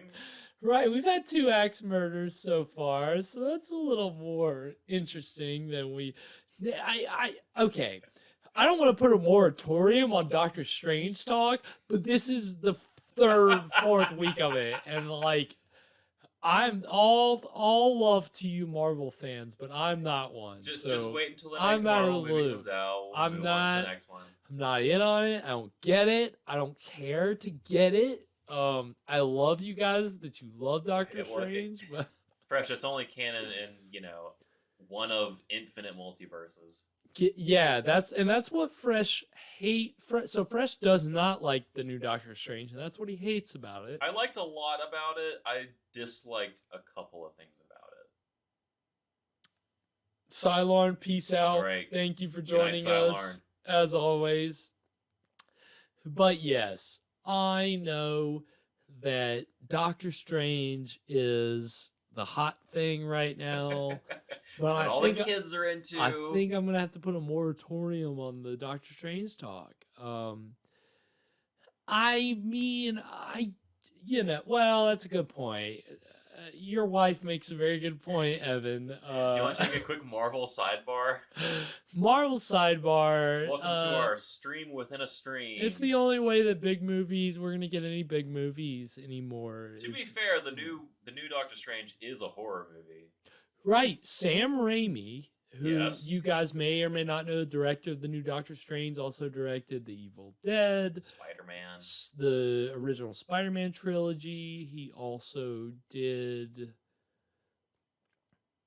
Darkman, which I've never seen, but with Liam Neeson, which is apparently people love it. It's a cult movie. But he also did that Oz movie with James Franco, R.I.P., and and Mila Kunis, yeah. And I don't. Did you see that? The Wiz? Not the Wiz. The one with Mila Kunis. No, I did not see that one. Oz the Great and Powerful. That's what it's called. No, I didn't. Have you seen the Wiz? Yeah, I've seen The Wiz. I watched it in high school. I've seen bits and pieces. It was one of those. It was one of those things. I think we watched it in. We maybe watched it in band class. Okay, you watched it because your hands were tied, not because it you was chose one of to those watch days The Wiz. where the teacher comes in and says, "I'm not teaching today. Here's a We're movie. watching The Wiz. We're watching a movie." Hey, that's a good day in class. You can't beat a day in class where you're getting to watch a movie. My favorite days in class is when we were watching our movies, but the rare day. Right. But yeah, I mean, you guys is Stomp. Definitely watch Stomp. You guys in several band, times. I imagine that's a pretty frequent occurrence. It's like, Yeah. I just can't do this today. Can we just please? Is it fine? if I we just can't do this? handle 50 teenagers poorly playing instruments while watching a goddamn movie. I can't handle any more off-key notes. I can't do it anymore. We're watching The Wiz. I love that. I've only seen bits and pieces of The Wiz. I've never watched The Wiz. But Sam Raimi did Oz Great and Powerful. Sam Raimi did Doctor Strange 2. Sam Raimi did Evil Dead. Horror. Scream. Getting back, back to the Scream. 6 Degrees of Kevin Bacon. 7 Degrees of Kevin Bacon. Whatever it is. There's an Evil Dead video game now. Yes, it just came out. I feel like it was supposed to come out earlier. They trashed it. The Texas Chainsaw Massacre game got publicity. I don't think it's out yet, but they saw the publicity and they said, well, we got to put out the Evil Dead game now. And I hate that for the Texas Chainsaw Massacre game because the Texas Chainsaw Massacre game looks good. Like, I haven't seen it. I haven't seen a lot for the Evil Dead game, but the graphics from what I've seen, the Texas Chainsaw Massacre game looks legit. So check out the Texas Chainsaw Massacre game. Plug for that. It needs our because support. Again, when we're talking about, if we don't support it, nobody's gonna see it. When we're talking about seminal horror, when we're talking about like what changed horror to get it to where it is now, you look at a movie like Psycho, which gives us a knockoff that we're watching tonight. You look at Texas Chainsaw Massacre, it gives you pretty much slashers after that. And you look at Night of the Living Dead, which is public domain, which we will watch eventually. And that changed the game a lot. Like, there are seminal films in horror which gave us what we have now. And you know, we were talking about fucking games, but you know, to bring it back to horror movies, right? I mean, you know, it really, I cannot change the game. I cannot understate enough how important changing the game and movies goes hand in hand to bring video games that we have now. It all connects. You see, it all goes together. I brought it all back together. I have no idea what we're talking about anymore. No, I know. Okay, so we are going to get more Francis Ford Coppola trailers. Well, actually more Roger Corman trailers. I lied. We're going to get a trailer for The Young Racers, which was the movie that they shot before Dementia 13, that Roger Corman had $20,000 left over and said, go shoot Dementia 13. It was from The Young Racers, which will be the first trailer. The second trailer is for The Terror, which we've already shown on the It's a show, trailer but I think for a it's a movie good we've plug already watched. to say, hey, go back and watch our episode of The Terror, which is on our YouTube page. And that was a really fun episode, a really fun movie. One of my favorite movies, inexplicably, because it's a terrible movie, but I love it. Francis Ford Coppola shot some scenes for that movie. If you've seen that episode, we talked about it. There were like 5 different directors on that movie. And that was before this one. And that was literally before Roger Corman left for Europe. They were finishing up Terror things. He was getting assistants to go shoot things for the Terror. He had Roger Corman, or Francis Ford Coppola go out and shoot stuff. He had Jack Hill go out and shoot stuff. He had a guy named Monty Hellman go out and shoot stuff, who Monty Hellman also shot the prologue for Dementia 13, which we didn't show because I couldn't find it online.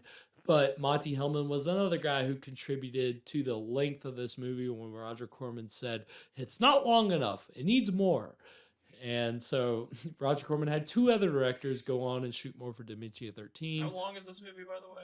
81 minutes. Okay. And there were 5 directors on The Terror. So you'll get to see the trailer for The Terror. You'll get to see the trailer for The Young Racers. And no, I don't think your RAM can hold out for all that. But if you guys want to talk about Simpsons Hit and Run in the chat, keep it going. Oh my God. What's your favorite part of Simpsons Hit and Run? Evan wants to know, and screamstreamshow@gmail.com. Let us know what's your favorite part What's your favorite mission? of Simpsons Hit and Run. Discuss it over the break, and when we come back, we're going to talk more about this Simpsons Hit and Run phenomenon that, I mean, hey, Joe loved the game when we were kids. Yeah, it's a shame Cylon's asleep. I watched him play it. I did not pull. I mean, I probably played it a couple times, but it's fun. So we're going to talk more about the Simpsons game. We're going to pivot this entire stream. We're going to pivot all the Simpsons game, hit and run all the time. And when we come back, the exciting conclusion of Dementia 13.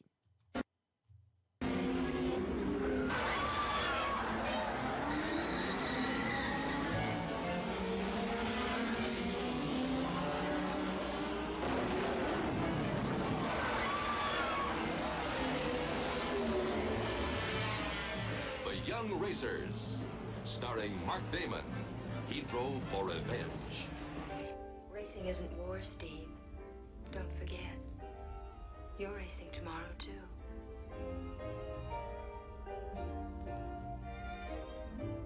William Campbell. He couldn't stand to lose anything. Luana Anders, who knew both men too well. Be friends. Oh, I don't know. I've never been just friends with one. Try it. And the International Playgirls. Margrethe Robson, Beatrice Alterbariba, Christina Gregg, Marie Versini. I'm your wife.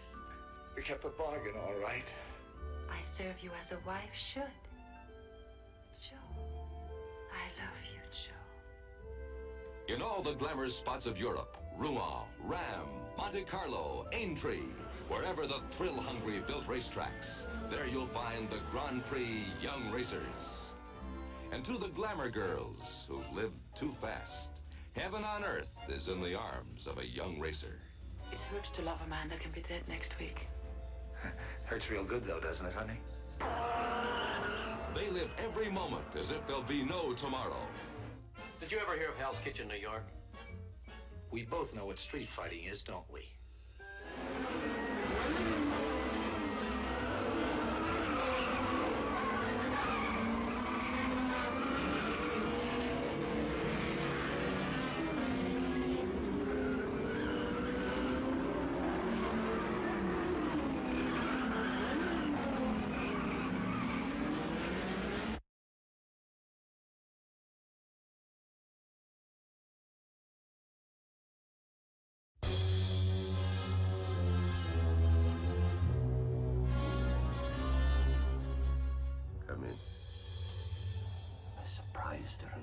she was not alone.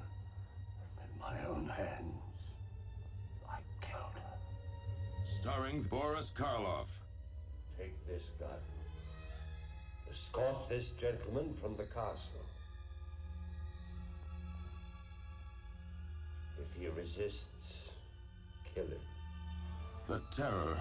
His evil mystic powers go beyond man's wildest imaginings.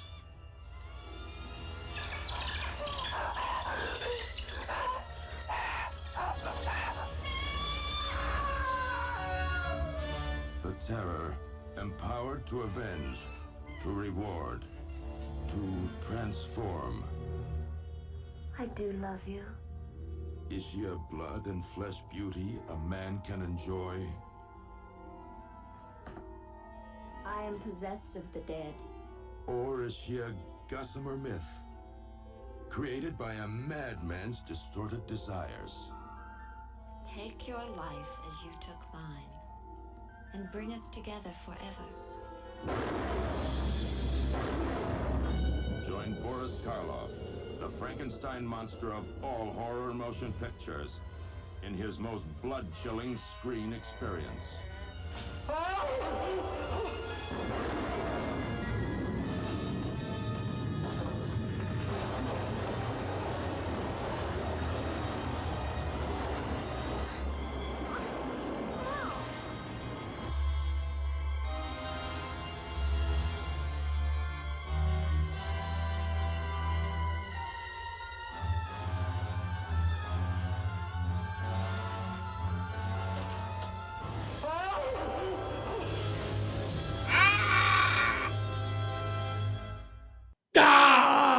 And we're back. We're back.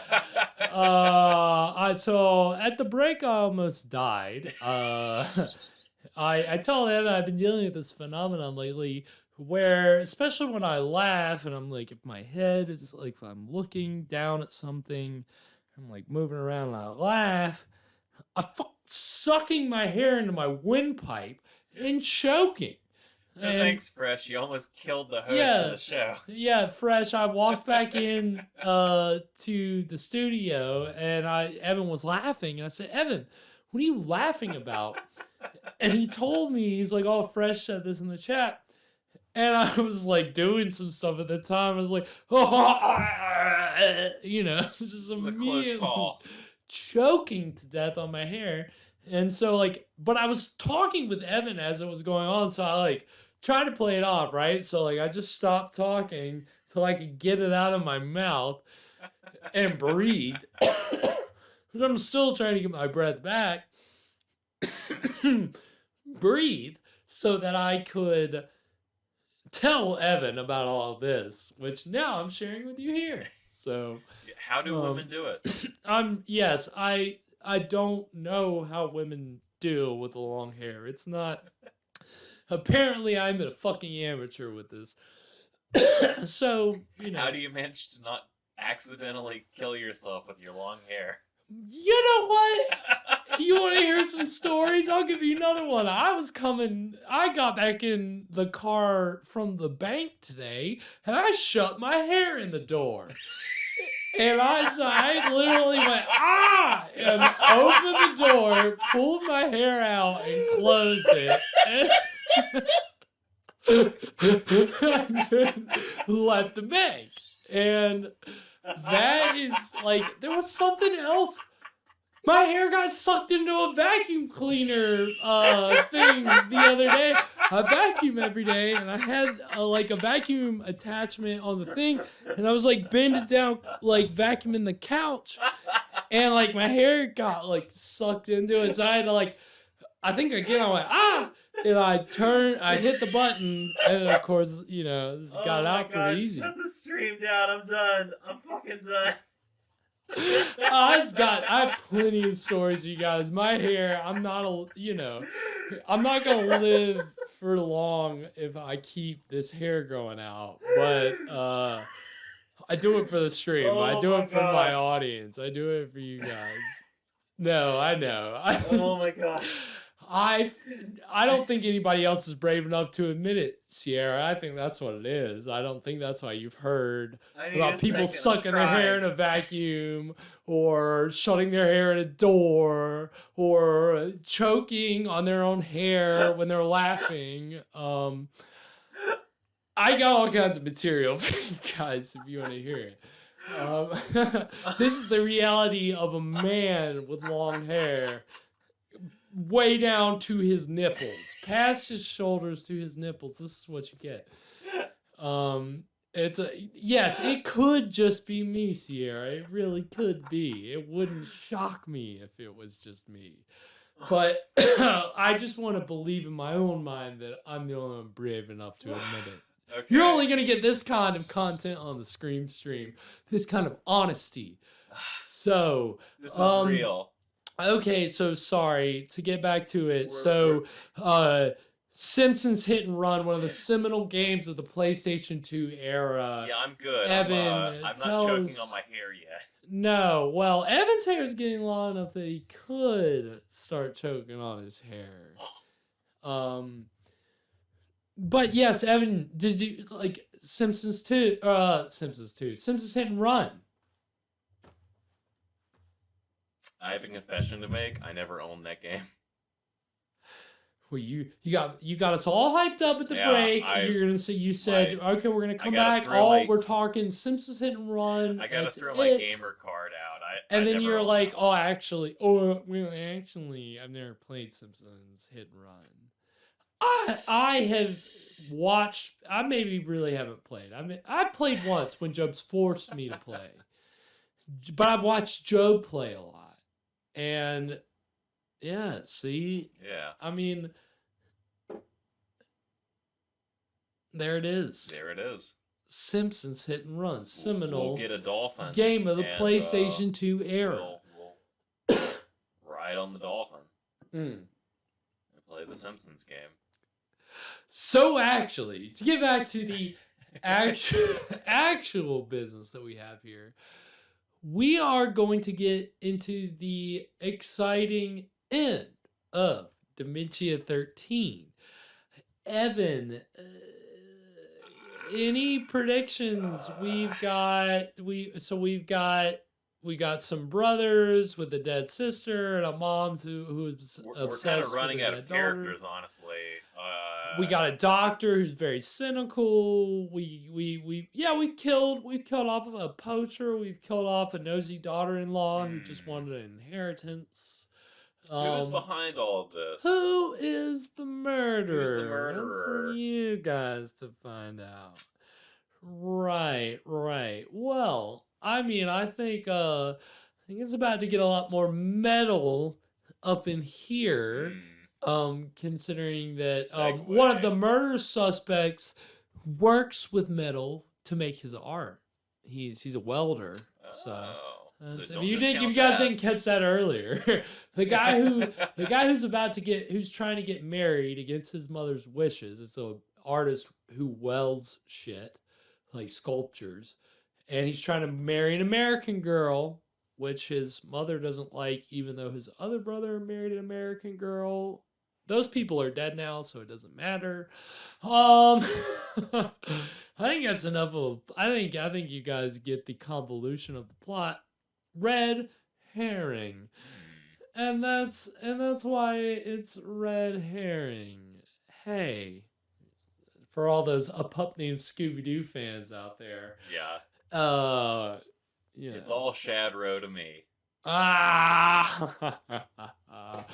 I still haven't seen that cartoon, even though we led with it. So, without further ado, we're going to get into the exciting third act of Dementia 13. And we're starting with the yikes button as usual. Nothing changes.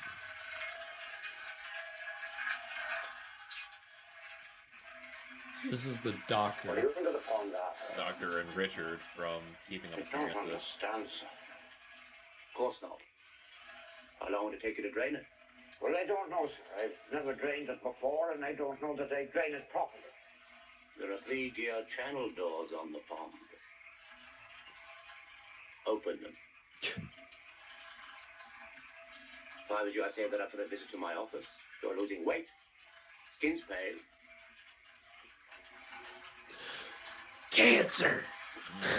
He's like, he's giving him bad news without giving him bad news. That's fucked up. Like, hey, come get checked out. I think maybe there's something wrong with you. Doctor, you're a goddamn asshole. That's what Fresh doing with some asshole doctors right now. No, I think they're doing the best they can, but You're losing a lot of weight. You know what that means. you know what that means.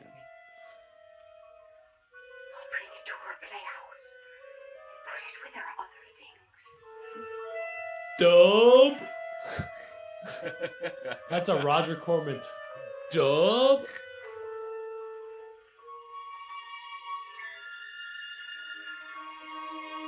I guarantee you that is not. I would love to know what the other dialogue is. I need to buy the Blu-ray of the Francis Ford Coppola cut. It may actually be on YouTube to buy too, so maybe I can look at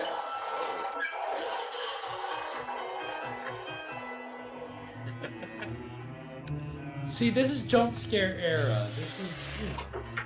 I was just waiting in there.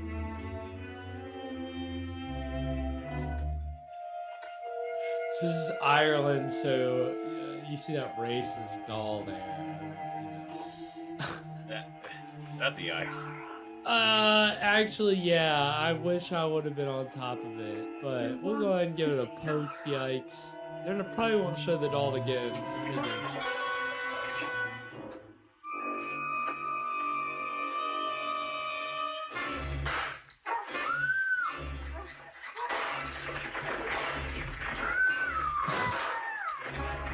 Why don't you, like, do some repairs on this greenhouse so an axe can't tear it down in, like, 60 seconds?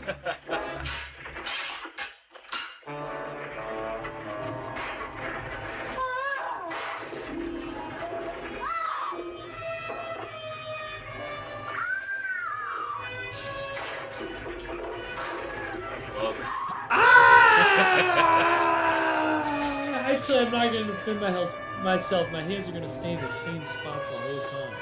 I'm not going to move. Yeah, they're doing their best over there. You know, they cut down all the forests, so there's no What do wood I... left. Exactly. You gotta have all those axes sharpened, dude. You gotta have them ready to go.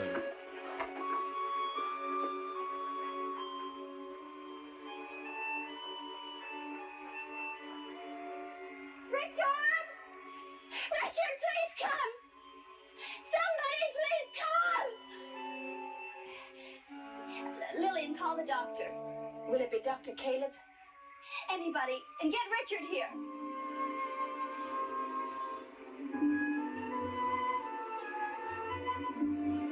I mean, you know, some good... Yeah, like, it takes skill to take the time to set up a wide shot where you've got deep focus like that, where everything's in focus, and... I mean...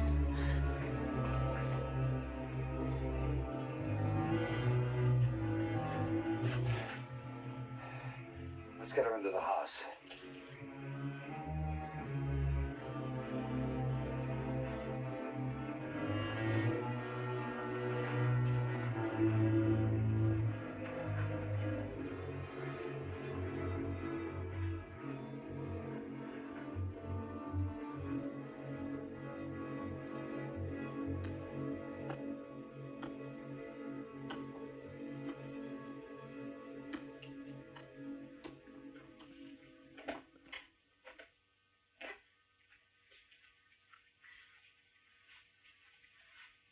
What the fuck? Why? Why? You're gonna get all depressed sitting here by yourself. Did you ever see where my room is? You have to go down a corridor where nobody's lived for the past 50 years. Then up a flight of stairs. I just can't keep it still. My wrists just keep moving it around. I can't make the seal. That's not even how it works, I'd rather be dude. depressed here than there. What? Poor Billy. No wonder you used to get all those nightmares. Used to. I still get them. What are they like? Are they terrible? I don't know. They're more strange than terrible. I'm always a little boy when I'm in my room. It's late. I hear somebody outside making a kind of a scraping sound. I get out of bed, look out of the window, and there's a man climbing up the wall, coming closer toward my window. These nightmares, they were wonderful. The man is coming in through the window. What? Holding onto her legs, crying. I'm so small, I only come up to her waist. The man is in the shadows. You can almost recognize him, but not really. He says that he's insane, and that someone else in the room is insane also, and that he's going to nod his head. And when he does, that other insane person will nod their head. Which, if you ask Fresh, that's actually based on a true story that Fresh experienced yesterday. My mother. Whether you know, it was one person in a cleaning crew or more is up to debate. But did Fresh fire shots? Hell yeah, he did. Picks me up in her arms, runs outside, and throws me into the pond. Billy, we've all got to get out of here. Oh, he fired a warning shot. Come on. They just would not stop trying to come in and clean his apartment. He said, I did not ask for my apartment to be cleaned. What's wrong? I'm standing my ground. And You just made me realize the man in my dream who climbs up my wall. it's not good, but you gotta do what you gotta. And I started blasting. Just a dream.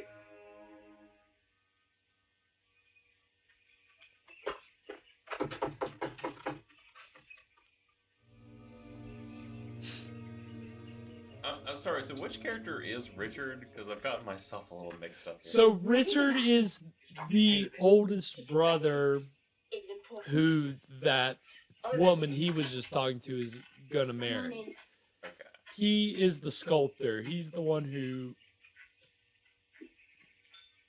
It's weird because we really haven't seen a lot of him, but now, you know, he's the one He says he has something with the important to tell crazy widow's peak. Excuse me?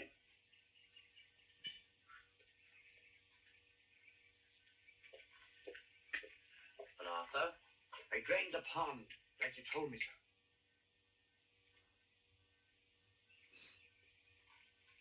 And there's something there I think you'd want to see.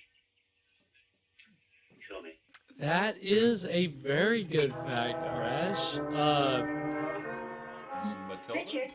Yes, Matilda. Danny DeVito directed the movie, and him and his wife, Rhea Perlman, starred in it as well. They both played her adoptive parents in the movie who were horrible, but apparently in real life, they legit, like, took care of her, which is really cool. Danny DeVito is apparently a really nice guy. And so is Rhea Perlman, and I hate that they divorced because they were a great couple. Yeah, they divorced. Isn't that horrible? I mean... Well, I mean... You gotta move, you know. It's sad, but people don't usually get divorced because things are going well. That's a good point. I hate to think it was Danny's fault, because we love Danny DeVito, i.e. Always Sunny. You worked in stone. I never did that. Every one of us worked in stone. Says, forgive My me, father loved Kathleen. Someone else did that, I didn't. No one else pursued this inherited talent. Nobody. Leave him alone. He told you before he's never seen it, and he meant it. Come on, Richard, let's go. No. He's trying to play a game with me, don't you see?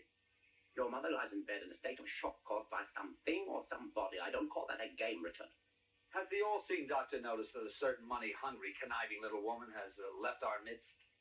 That my mother in her struggle clung on desperately to a very valuable diamond tiara. But I think that shrine has been in that pond for 5 or 6 years. I don't think that 5 or 6 years ago Louise had even heard of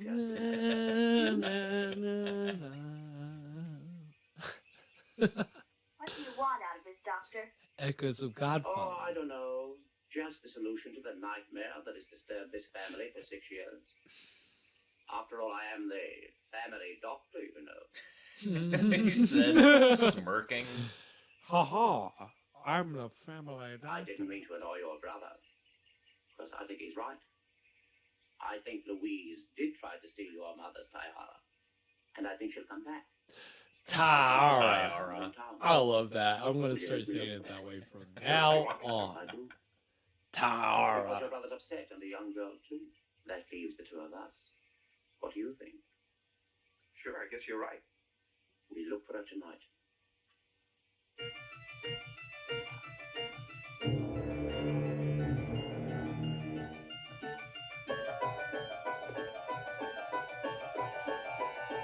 This is from The Godfather, right? Yes.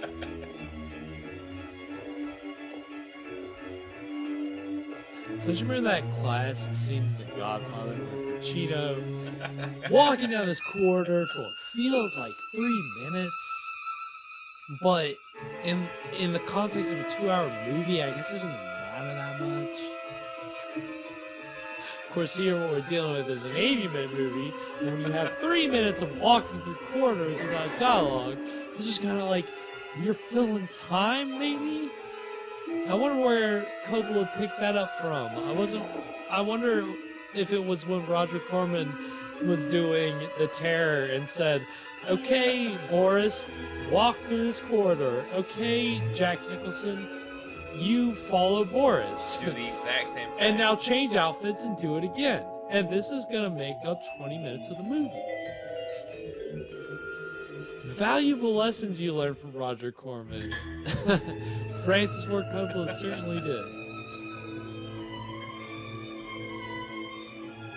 The whole other thing about this movie is, like, Roger Corman found out later there's another horror movie called Dementia. This movie was originally titled Dementia. I was wondering about the 13. So, Roger said he found out there was Dementia from 1955, which is also public domain. Let's get to watch on the show. He said, okay, Dementia 13, how can you work in the number 13 into the plot? And Francis Ford Coppola, since he wrote the script, he found a way to work it in. And I won't reveal it now. I'll talk about it later. Get into it later. Because I don't even know if it's clear. I didn't know it until I looked it up, honestly. What are you doing But here? when I looked it up, I was Where like, my okay, father yeah, worked. that makes sense. Kept his stone cutting I mean, tools here. if it Trying to has find out who made been that monument. evident so far, it has been lost on me. The big mystery is figure out if you see if you can figure out why it's called Dementia 13. See if you can figure out what the 13 is about. No one will be able That's to the stop challenge. How do you guys not see that there? And now we're in a classic Irish Just a pub. quick cut. Well, this is the devil's own climate. Good for the grass and the country doctor. That is how today felt where we were. It was hotter Yeah, than it was anywhere very else. hot. There was a good breeze, though. That helped. Oh, just to take But a chill from your bones. it was hotter where we were today than It's it was feeling in like summer. Dallas, Despite your Texas. useless American education, you're still It was Irish. hotter in Raleigh than Dallas was 91. You know what Raleigh was You know his projected to sister-in-law, be? John's wife, an American girl. 97 in Raleigh. You'd know her. 94 where we're at. I seen her at the chemist, Doc, about 2 or 3 days ago. See, fresh. Thank you. That is absolutely Over here, insane. Billy, nearer the heat. Wait, yeah, the cold is coming our way, but I think that's just going to translate to 70s here.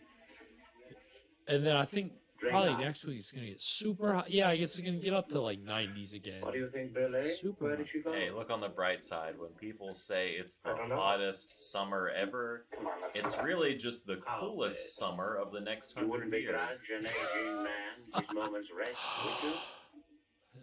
Live with it, You know, people. I think That's you the know the answer reality. to all the problems your family's been having. Because, Billy, you saw your little sister drown all those years ago. No, I didn't. Oh, yes, you did. You know how I know you did?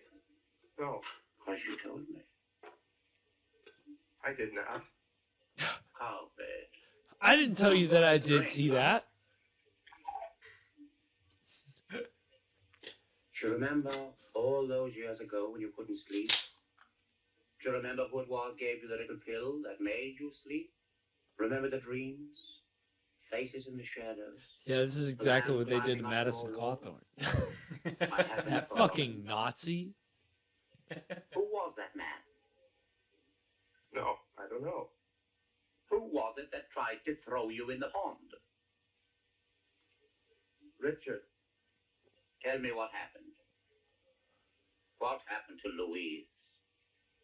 Fishy, fishy in the brook. Daddy caught you on a This is a good doctor. fishy, fishy. I've broken him right here in the middle of the Irish bar. Daddy caught you on a hook.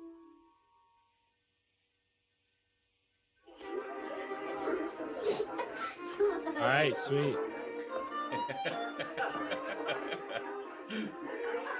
Yes, Fresh, please do that. Just, you have to make sure that you're like staring off so that your eyes are pointing in two different directions, and then fishy, fishy in the brook. The doctor will think he's made Like- a career breakthrough. And that's when there was, it's all psychological. You're like, God damn it, why have I been paying all this money to these fucks?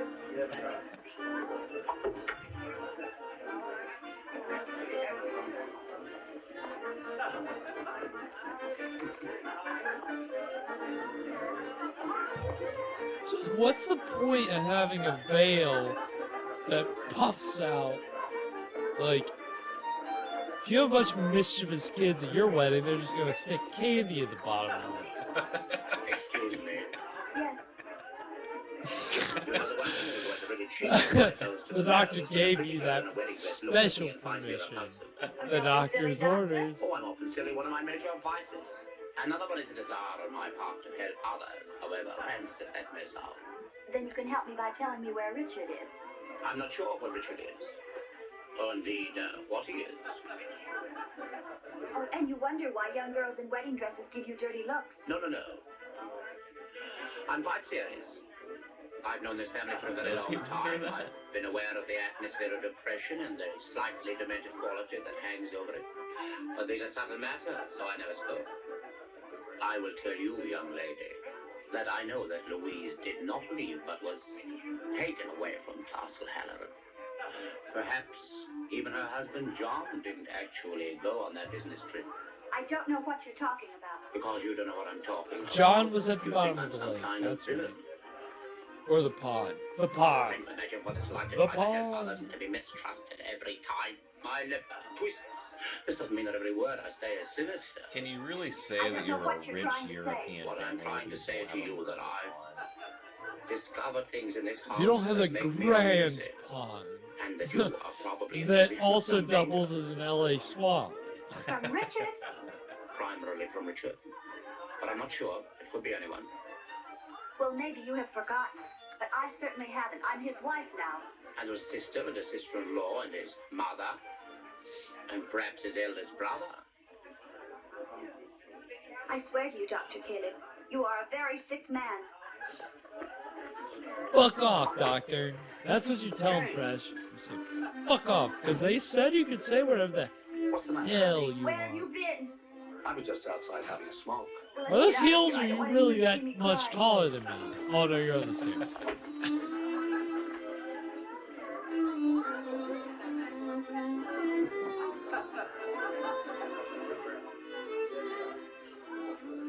Come on, wherever you are. These nursery rhymes are notoriously expressive.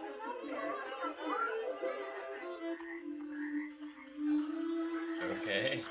So apparently the cast and crew stayed in a barn in Ireland. They lived. I don't know if that's the barn, but apparently, like, they lived in a barn. That's the best we can I do. imagine, like, it wasn't the main cast. I imagine it was the people that Coppola brought from UCLA who made their way to Ireland. No one. Everyone, I don't care. Here's a nice barn for you. Hey, it was good enough for Jesus. It's good enough for the Right. cast and crew of Right. Dementia Of the 13. Exactly. Little fishy in the brook.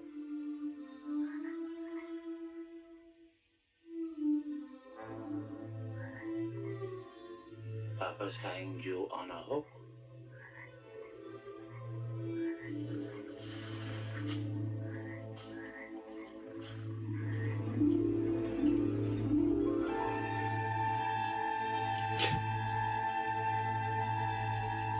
Where'd his cigar Yeah, go? I Caught you on the That's what they call IMDb. We've got a continuity error. You know that post-haste.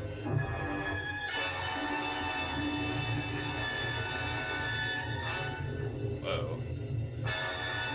Continuity 13. You have to take this test to determine how good you are at determining continuity errors. These 13 questions will determine how fit you are to make this determination. You have to add it up, and if you answer falsely, then that is correct. Anyone And scoring tally less that than up to 10 10. points should possess sufficient continuity defenses to protect themselves against any Gobbledygook. incorrect effects of... No, that was not the bride. That was Louise. Louise was, the woman who was the main character until she got killed. Yeah.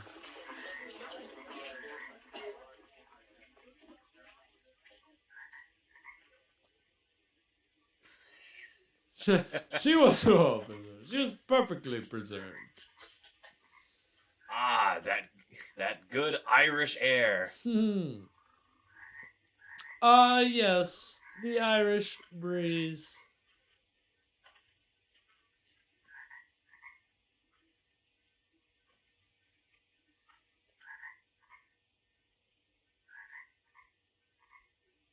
Don't touch her!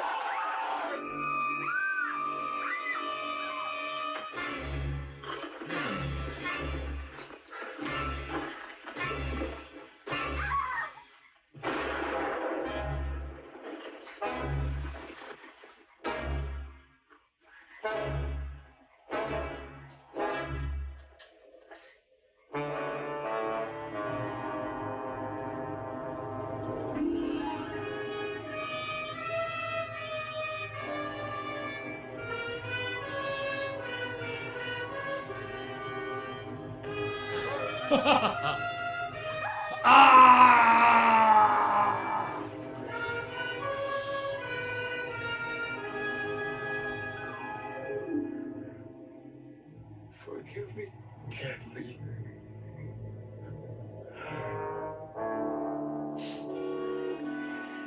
You children played with stone the way other children played with the building bricks. You all forgot what a talented little boy Billy was. What about Kathleen? He made a wax doll, something he could protect, to relieve his guilt.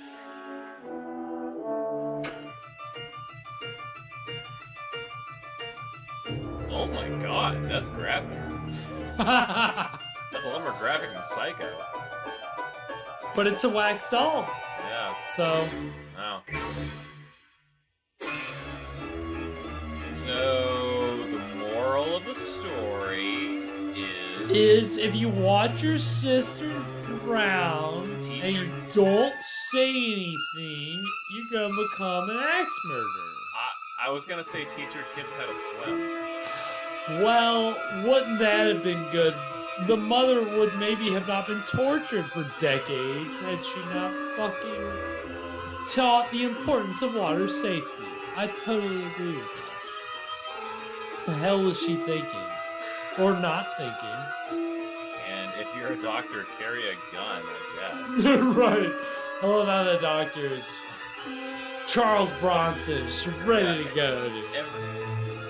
There's always someone at the end of these movies, somebody has got a gun. Oh yeah, you know, it's like the Doctor Strange multiverse thing. Yeah, it's like when Doctor Strange pulls It's out a all gun gonna be wrapped and- up. Somebody's gonna save the day, and everything's gonna be fine. Yeah. I mean, that was how Psycho. Well, there wasn't a gun, but you know, Norman got apprehended. It all got wrapped up. Well, that was Dementia 13. Evan, what's your verdict? I mean, that was a pretty damn good movie, I thought. Fun, right? That was a fun movie. Yeah, I think so. It's certainly better than, you know, Werewolf of Washington or I want to name other movies that aren't Bela Lugosi movies because I always put those pretty high.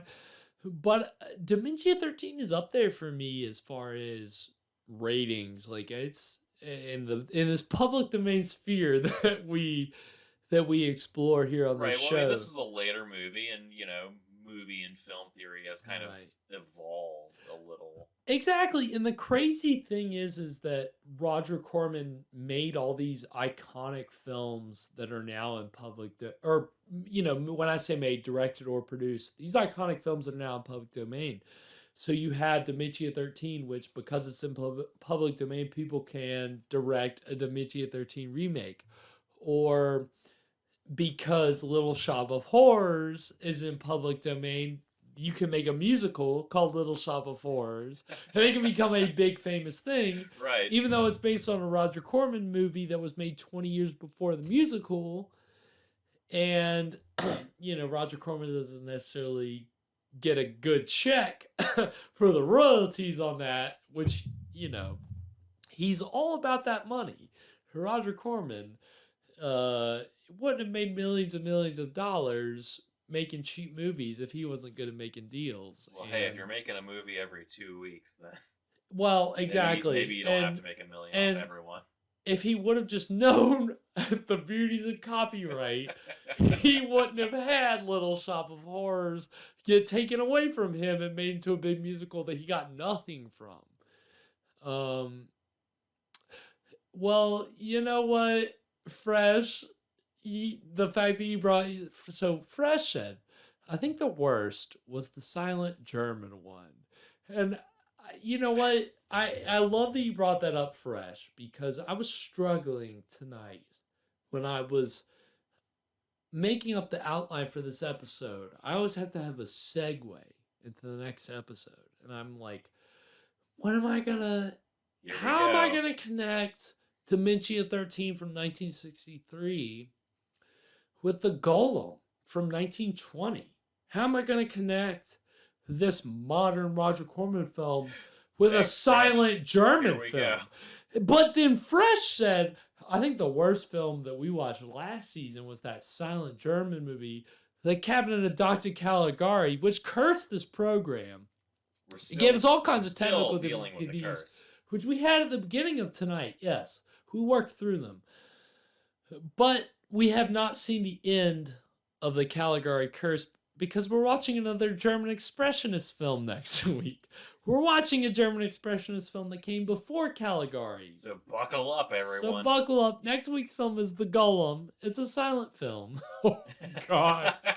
Fresh is like, fuck that. So I'm going to miss next week. I'm out. Is this also a German film? It is also a German film. It is also silent. It turns out the Germans didn't learn to speak for a long time. But this came before Caligari. Yeah. You play that game of Russian roulette very carefully, Fresh. No, it's actually, it may be more exciting than Caligari, because where Caligari had to be kind of a slow burn for the psychological twist at the end, the Golem is just more straight up. Apparently there was a lot of inspiration for the original Frankenstein from 1931 that came from the Golem. Frankenstein's kind of a golem, isn't he? He's kind of a fleshy golem. There's a lot of similarities, and the thing is, I haven't watched the Golem. This version that there were 3 different Golem movies, only one survives. I got this Golem as part of a pack of public domain silent films. And the Golem was the one that I watched the least because I immediately tuned out. But honestly, thinking back now about how it started, I was like, well, now I think I would enjoy it more. It seems it's more stylized than you get from these kind of movies. So I think we'll enjoy it. I think there will be more to have fun with. And again, the fact that it inspired the Universal Frankenstein film, is telling you that you're going to get some Mad Scientist stuff next week. So we're getting some good horror. We've got a hot take from Fresh in the chat. Well, Throwing some no, shade here. Fresh, I do not agree with you at all. Germans made great... If you want to call these German expressionist movies trash, I'm not going to argue with you, but I love German expressionist films. And I have Ich not... kenne dies Leute nicht. Is your wife, did she know, did she take some German? Is she... Oh, yeah, absolutely. Oh, hell yeah. Do you know any? Are you... A tiny bit. Did you take any classes? I've done some Duolingo. Oh, okay. Very nice. That's good. German is a language I've always loved. I've loved the idea of learning, but it's a fun language. Because, like, I can see the similarities to English in a way that I'm like, okay, I could get that. You know, so I appreciate that. So take the that. syntax is very similar to English. Let's take that appreciation into next week with the Golem. Let's not judge this German silent film based on how we feel about the German silent film that we watched last season. Okay, let's have some fun with it. Let's enjoy it. Let's not, not be too picky. Like, I actually didn't originally have this in the schedule for this season. I've been revising the schedule to put in more silent films, to put in more, not necessarily more foreign films, but I've got to change the schedule around when I find out more public domain horror movies. I'm like, okay, I found some later ones. I found some earlier ones. I've got 3 different seasons, but maybe I should take some better movies and pull them back so that I don't play all the good movies up front. I don't want to give you guys all the good stuff up front. It's always been my... We gotta save something for the later seasons. Right. Originally, when I made the lineup, I played all the good stuff up front. So now I'm having to take some good things and move them back, even though there was a movie I really wanted to play this season that is incredible that I'm going to have to save until much later. I think it's for the best. So that's the realities of this program. It's the realities of public domain horror. It's the realities of life. Thank you guys so much for joining us. Really appreciate everybody tuning in for our kickoff of season 2. It has been a lot of fun. It's been a blast. Thank you. It has been a blast. Fresh, Sierra, Cylorn. Anyone else out there in the ether? Yeah, we had a new chatter I should have called out earlier. I just always am not sure if people want to be called out. I should give people that respect. I think if people are in the chat, I think they're ready for it. They're game. If they're kind of lurking around, not chatting, maybe we'll respect their privacy. But I think it was Zegamord. That's what it was, Zegamord. So that's my thing. I have to get much better about acknowledging our new viewers. So Zegamord, thank you so much for tuning in. Thank you, Cylorn. Thank you, S-Sync. Thank you, Fresh. We really appreciate it. Thank you, Evan, for being with me here in studio again and bringing us the wonderful Mind Eraser My mind What? is erased. What is this thing in front of me right now? I don't remember what's up. No, I'm just kidding. My mind is not erased. Don't be fooled. So thank you guys so much for tuning in. Season 2 is going to be great. We've got a lot of great movies lined up for you. Again, next week, The Golem. It's silent. It's German Expressionist. It will be fun. I promise. And join us on Wednesday. Join us on Wednesday for chapter 3 of Phantom Creeps. That's right. We're watching a serial this time, so there is an overarching plot. Yes, you can follow it from week to week, and it's going to build, and it's going to get more interesting. Season 1, we watched an anthology series, so we got something different every episode. This time, not only do we get a story that continues every episode, but we get Bela Lugosi every Wednesday through season 2. Bela Lugosi, and I lied on the stream last week. We actually have 2 Bela Lugosi movies lined up for this season, not one. But it's still good to spend the time with Bela, however you want to pronounce it. However he said that we can. So join us on Wednesday for the Scream Stream minisodes. If you want to catch an old episode, go to our YouTube page. It is linked on this page that you're on right now. Check out our Twitter. Check out our Instagram for the What Were You Drinking drinks every week. You can catch the recipes there. So you can go out and get the ingredients before the episode and be prepared. We put it out usually on Wednesday. So it gives you a couple days to go to your ABC store, or if you're in a more liberal state, just a Walmart, and get the liquor that you need to make these wonderful cocktails that Evan is bringing us. So, Wednesday, Friday, we're going to be with you guys for the next 9 weeks after this week. So thank you guys so much for joining us. Join us on Wednesday for the Phantom Creeps, Friday for the Golem. And until then, sweet screams. Which, please.